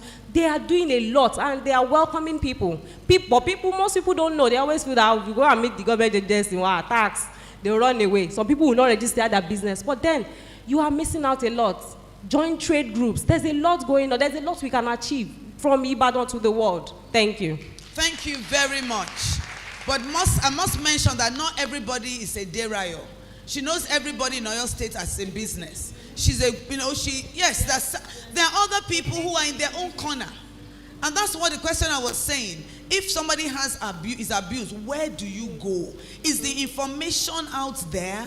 Even if I get to Ministry of Women's Affairs, which room do I go? Where do anybody, those are things that should be available readily. Even you Google up on the internet. It's not, like she said, it's not secret. If they are small and if they are loans for women or men in business, let it be broadcast. Let people know what's going on. Not everybody is a Derayo. There are different kinds of personalities. So let's take somebody from this end, please. Thank you very much for the opportunity to be here. Okay, my name is Dr. Oluwatomisin Olatunji. I'm the founder of Mama Lack Foods. It's interesting that the very first day we arrived for the training, for the digital training session, I met Glam's Concept. I never met her before. And the day before, I had someone tell me my my business was not worth it, that was worthless, that everybody else is doing typical food and all that. So why did I decide all I wanted to do was breastfeeding, that there was no market value for it? And I felt down. And we were introducing ourselves, and I met Glam's concept, and she sent me a message. I never met her before. She sent me a message and said, thank you for your products. It helped me when I was going through a lot. When I was finding my child, that she had difficulty with breastfeeding, and my products helped her a lot. And you know, that message alone did a whole lot for me. Because as at the day I went for the that first Monday for our digital training session, I was really, really down. So the message encouraged me. So Arise and Win has not only helped, they've inculcated lessons in us. You know, like Daria said, listening to different stories tells you, you think you've gone through a lot, and you hear something like, no, I'm just starting. People have gone through more lots than I have. And thank you also to Daria. To the person that said that collaboration, Daria is a unique person. I would want to take the opportunity to say a very big thank you to Daria. Now, if out of all of us here, you can be sure Daria connected, I think almost all of us here. We are all here thanks to Daria. So Daria is a very big person. I owe a lot to Daria, because when I thought I was also not doing so many things, Daria would drag you and say, this is person to meet. This is your problem. Go to this desk. This person will help you. So Daria is a unique person, and she has done a whole lot for us. If there's an award to be given, I will give Daria an award for that. So thank you to the project, and thank you to Daria, and thank you to everybody else. Thank you, Daria, for president. I wanted to mention that Abeni Prince was the person we reached out to first, and she introduced Daria to Arise and Win. So I also want to thank her, because yes, and interestingly, Iyeyinka Kosi-Mensah met her when she was collecting data for her doctoral work. That was how she met Abeni Prince. So thank you so much. Who is Glamour? Who is the Glamour person? Oh, she was one that sent you the encouraging text. Awesome. Awesome. So, Abeni Prince, and then we go back to, yes. Yes, thank you very much, Ma. I'm so excited to be here. I'm short of words, but I want to thank you, Ma, for bringing me on this project. Thank you for the confidence you have in me, because without the confidence, I would never have thought of being on this project. I'm really grateful for that. And I want to implore my other self-employed women, there is no good time to start. The right time to start is just now. Just start something. Just start. And then don't look down on yourself. Just believe in yourself and know that you can move mountains. And then I thank Arise and Win for giving us a voice. I've had this fear of sharing my story, though I knew it was going to inspire so many people. But I want to thank Arise and Win for bringing me out of my shell. I'm happy that I can tell the story at last, and I hope I have inspired one or two people. Thank you so much for being an inspiration. Thank you so much. Oluwatomisin, Miss Owade, we appreciate you. So, yes. My name is Oluwakpemi Adedewe Akinto, and I'm the creative director for Adedewe, a sustainable fashion business dedicated to inspiring confidence in the modern African woman. And I'm really excited to be here today.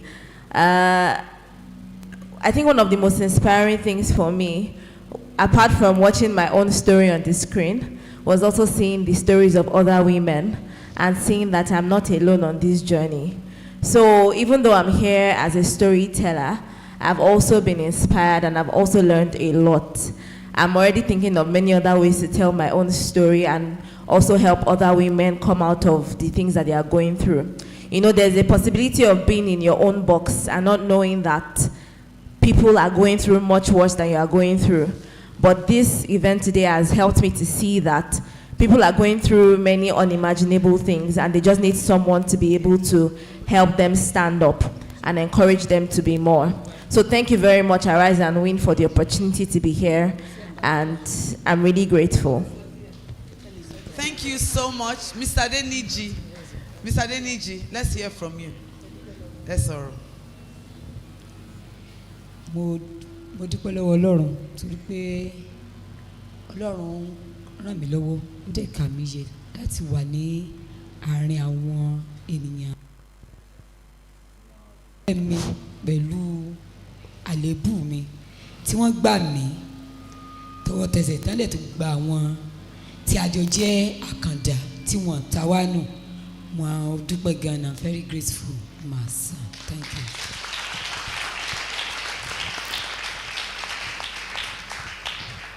My name is Olajumoke Harije. I am the creative director of Olari Bridals and Fashion Academy.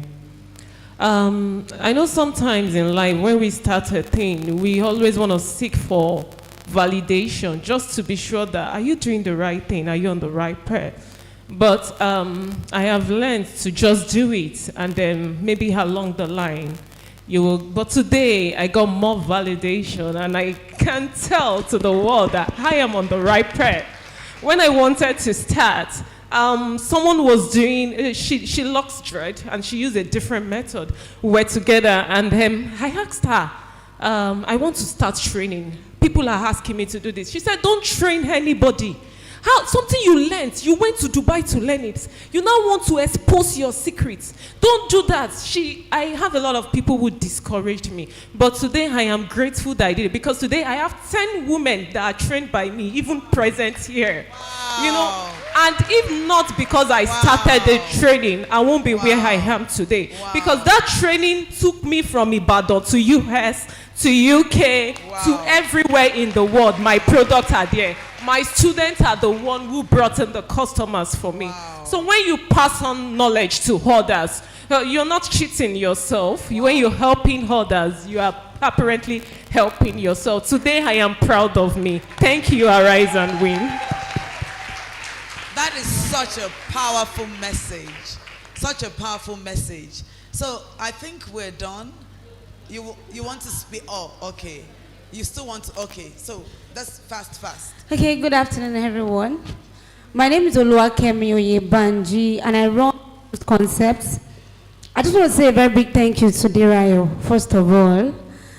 I was at a point when I felt like I wasn't good enough. I was at a point when I felt, this thing, is it even worth it? I was at a point of actually giving up when Arise and Win reached out to me. And then on the first meeting, I felt like, oh, do I even have a story to tell? I felt like I don't even have anything to say. You people should just end this meeting and let me go. But when I thought deep, after the whole reaching out from Arise and Win, I felt like there was something to say. There was a story to be told. There was a story to be heard. And today, I am proud to be here. And I'm so glad that I'm here today. All thanks to Derayo, all thanks to Abeni for bringing me out of my shell when I felt I was good enough. And all thanks to the Arise and Win team. God bless you immensely. And we're going to listen to your story to the end.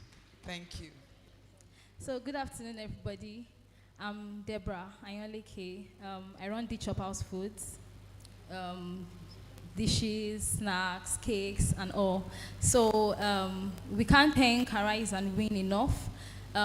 When I had my experience of the skin issue and all, after I came out, I wanted to tell my story, but I didn't know how to go about it. And then I came on this project, and here my story is here, ready to be shared to the world, and I'm so excited. Thank you so much, Arise and Win. So I have some things to say. We all have our stories. We all have our stories, because life is actually a journey. So in our going throughs, please document, take pictures. They are not frivolities. Take pictures, have videos, even when you're crying, so that you keep them, because one day you'll share your story. Also, for all our agencies, all these bodies, please, let's have an online presence. I think it makes it easier. Some people don't want to actually go physically, but at least they can be quite comfortable talking with people when they are like on their keypads. So when we have an online presence, it makes it easier for people that want to reach out. You know, some people, like our PI said, some people don't know how to reach out, when they're going through stuff, when they're being abused, and or when they need help. Some people don't know how to reach out, but if these agencies are actually there for the people, I think it's one of the easy ways is to have an online presence so that it will just be a phone away from you. Thank you. Thank you very much. And I just want to also ask the Ministry of Women's Affairs, do you have online, like if somebody is being abused, can they call, is there a phone number they can call and it will be picked up? If you give me the number now, let me try it. Huh? Is there an online or WhatsApp number? You will send it to me later.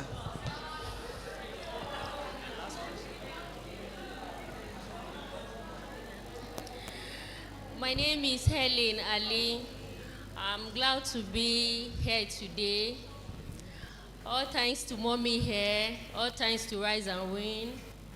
I think it has been a long journey, and I've been looking forward to this day to express myself, meet beautiful faces like this, say things that I went through, the pain, and each time, yes. My story, it was the teenage girl, childbirth. So, all thanks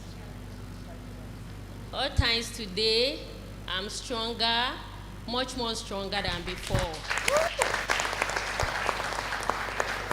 Initially, I easily don't express myself, but thank God to Rise and Win for bringing me out of my shed. So, I'm happy to be here today. So thank you very much. We've heard from all our special guests of honor.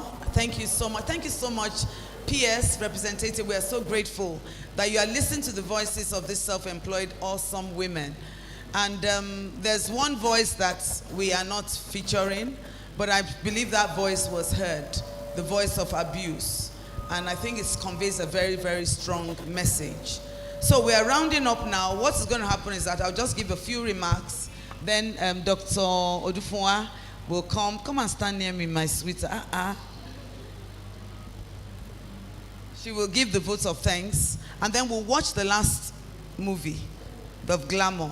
While we're watching, we will serve lunch. So that will take, and then everybody will be seated, silent, and then we'll serve food. And then after that, there's no more. We just walk out once the movie is.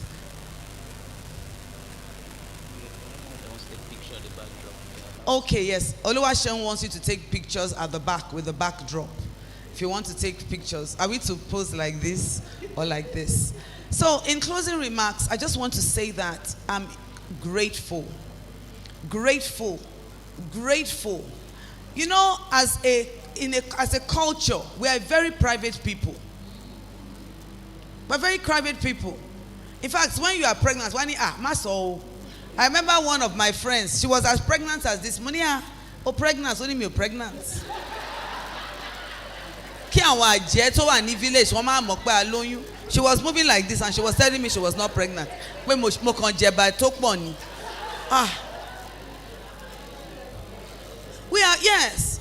are private people. If you are traveling, you don't tell anybody your movements. You just, yes. But for you to have come out with some very sensitive material that are going to be a blessing to generations, we are so grateful. We are so honored. And you know, I share my story all the time. I don't have, the day I came, I shared my story. Yes, a little bit. I have several stories. And if you leave me here for the next 30 minutes, I will share different stories of different angles of my life. So thank you. And our partnership with you continues. It continues. I must appreciate the members of the management team. My sister, you should be with the management team, yeah? Is this table for men and table for women? I thank the deputy provost, secretary to the college. When we get to the office, I was still saying happy birthday. I thank the financial controller for honoring me. I'm very grateful. And of course, the medical librarian. The whole management team is here. I don't take it for granted. I'm so grateful. Modukwe, dukwe, dukwe, eshegoni. I'm so grateful. I'm doing both of them. I've already done some of it for you. I must also thank the Ministry of Women's Affairs. Ma, please, again, thank the commissioner. Thank her very, very much. We will come and see her. Because we cannot do this work. This is actually your work we're doing. So that's why we're doing it together. And I really pray for a complete transformation of our government. You know, even when I get to your ministry sometimes, I know that it needs transformation. The stairs, they need painting. No, I shouldn't say it outward. Why? Oh, no. Do you know how help has come? If you hide, I don't know why we hide. Just a minute. We cannot keep hiding. Let people know our problems. Let people know our problems. I'm sorry. I'm not part of your government, so I can say it out. Yes, because, sorry, and you want to defend it. When I get to the Ministry of Women's Affairs, I'm just thinking as a psychiatrist. As a psychiatrist, if you get to a place, the place is not looking too good. It can even make you feel depressed. Yes. In order to enhance you'll be surprised that this will make somebody come and paint the place and repair the place. So believe me, it has happened to me before. That's the problem of, I'm not referring to you now. The problem of Nigeria is that we are not bringing our problems to the fore. If you hide, and that's how many people die, I'm not talking about you, I'm talking die in silence. And the same thing applies. You're going through abuse. Umumora.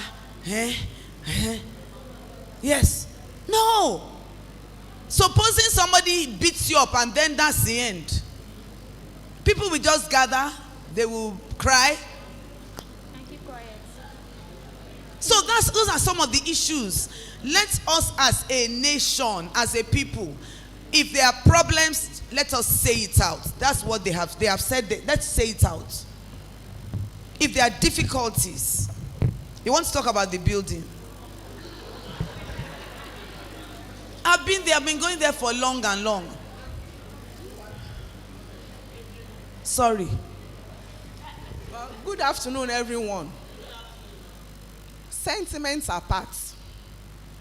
You know, Oyo State is our principal. When we are speaking of such, we have to speak about it in a diplomatic manner. We are here. Maybe this is being recorded. Maybe the government is watching this live.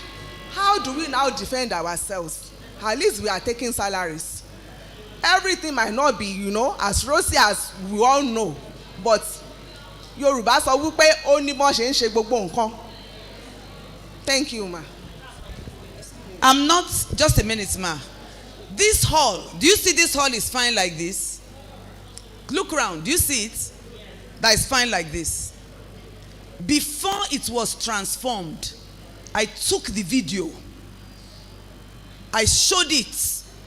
An alumni group gave us 34 million naira to change these seats.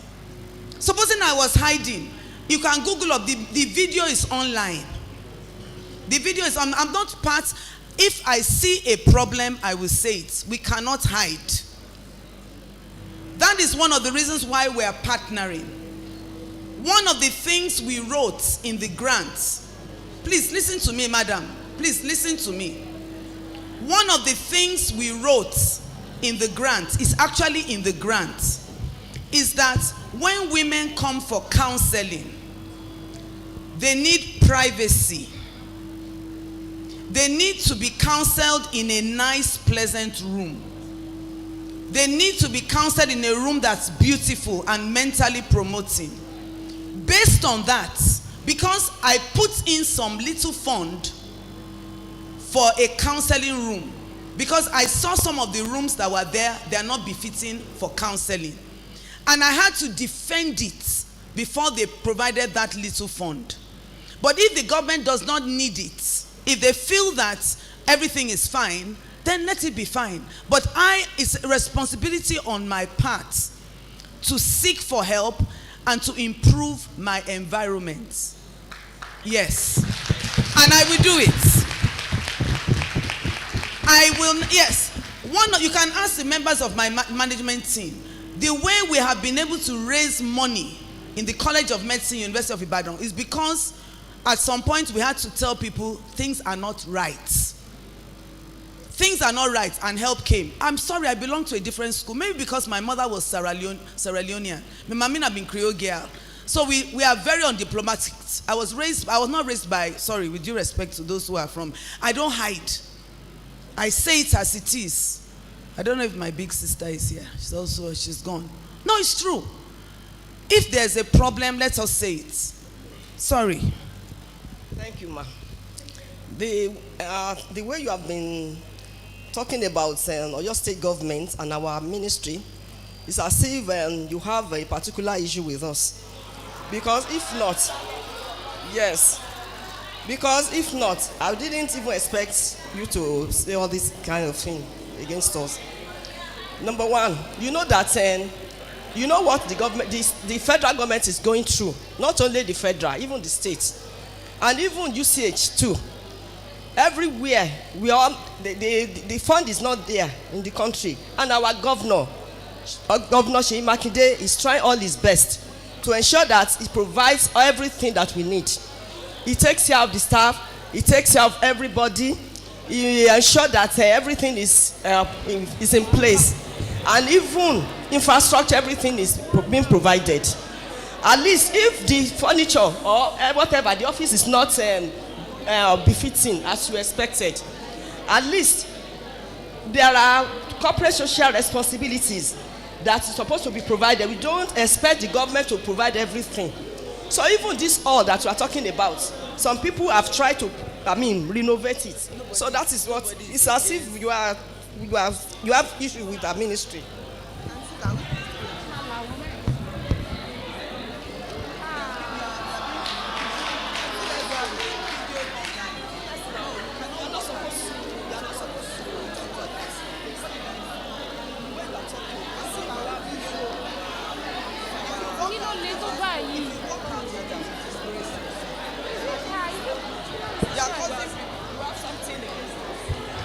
Please sit down.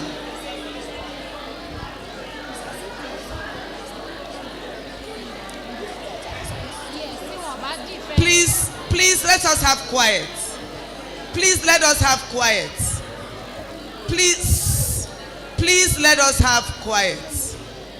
Please let us have quiet. Please let us have quiet. Please let us have quiet.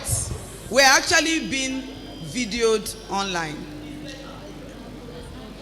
So I think it is important that we're talking about a partnership. Even in a partnership, there may be relationship difficulties. We have to speak the truth to one another in a partnership. So one of the areas in which we are working on and collaborating is to work as researchers, policymakers, and self-employed women to make things better. And that is the stand that we have. That is the stand that we have. We are all Nigerians. We have a stake in making sure that things get better. All of us here, all of us. I'm also a government employee. I'm employed by the federal government. Yes. But if things are not working, I must tell the federal government, say, look, we can do things better, and help will come. Help will come. Okay? So on that note, I want to also I was actually thanking the Ministry of Women's Affairs for their attendance. Please help me clap for them.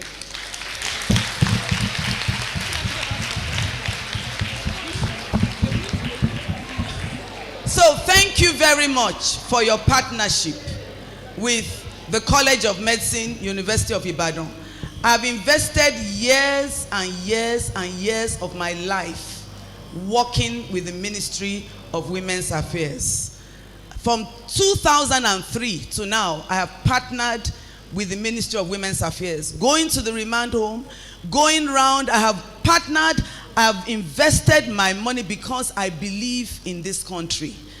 I'm a professor of psychiatry, but I'm not jackpot. I'm here. And I believe that Nigeria can become a better place. Thank you very much. I also want to thank everyone.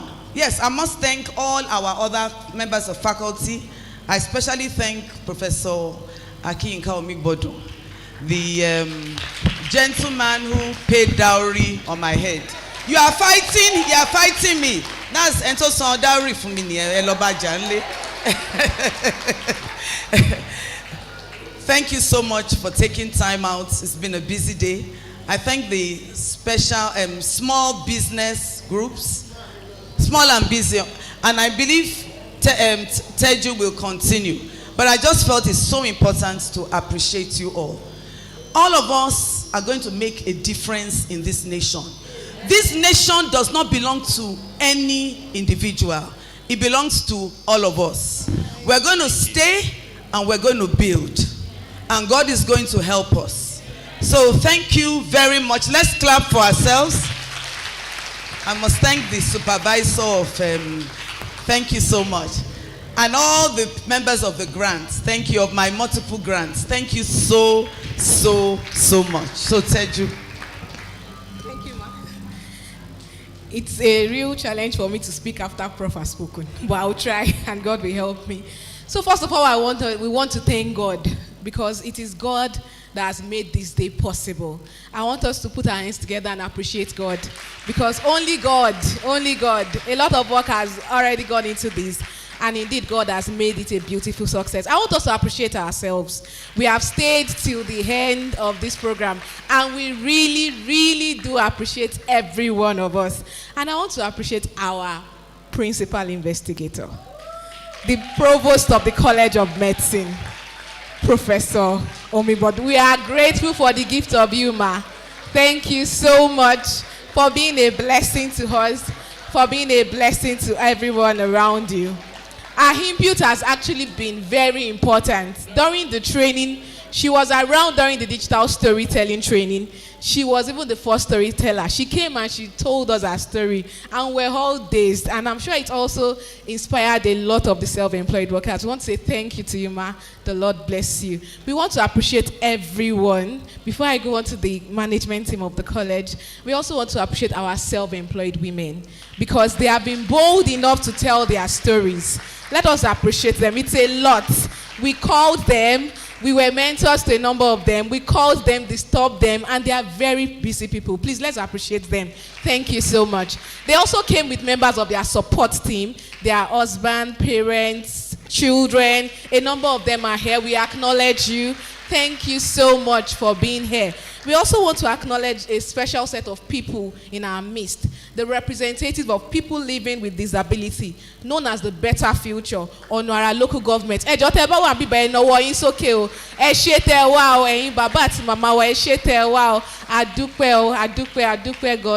want to appreciate everyone that has been a part of this success story.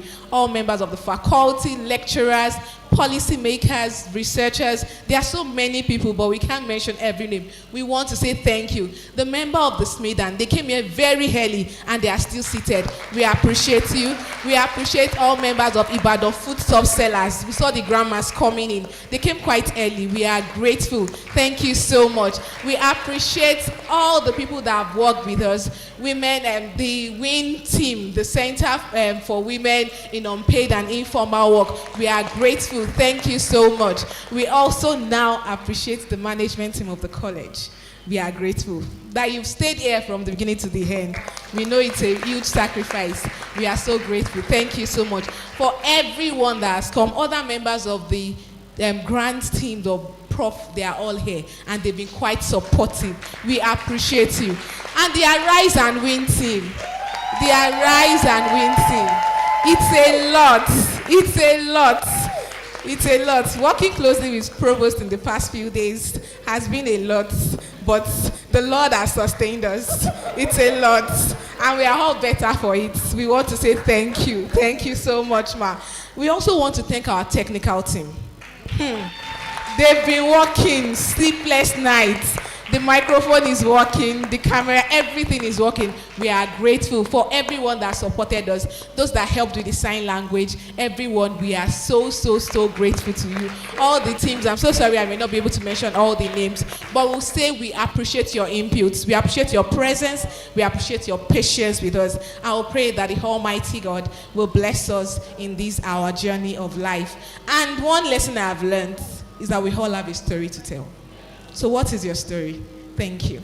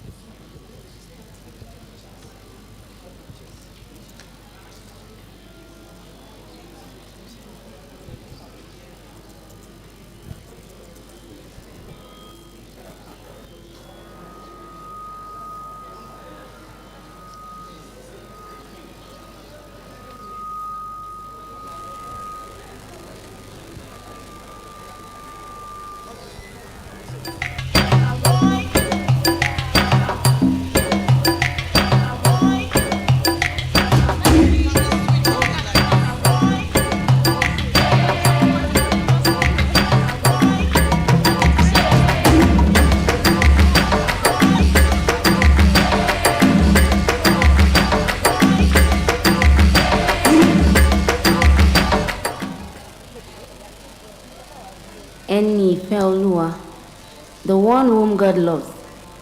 Anytime I mention this name, I have a feeling of nostalgia and different kinds of emotions as memories of my first child's birth experience come rushing through my mind.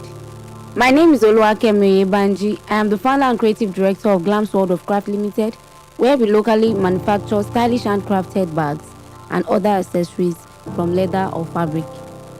I woke up on the morning of the 6th of May 2022 with mixed emotions as it was my expected date of delivery.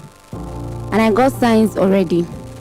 My husband had earlier dropped off my hospital luggage at his younger brother's place, which was quite closer to the hospital because we envisioned that he likely would not be around when it would be time for me to have the baby. So on the third day, I showered, took a few of my personal items and left for my brother-in-law's place. Amidst fear of the unknown, my brother-in-law placed a call to my husband to come quickly when he felt I was in so much pain. My husband arrived, and then they rushed me to the hospital. At the hospital, I was made to climb the staircase countless times to help my pelvic bone expand, as if the staircase could make it expand. This exercise was uncalled for.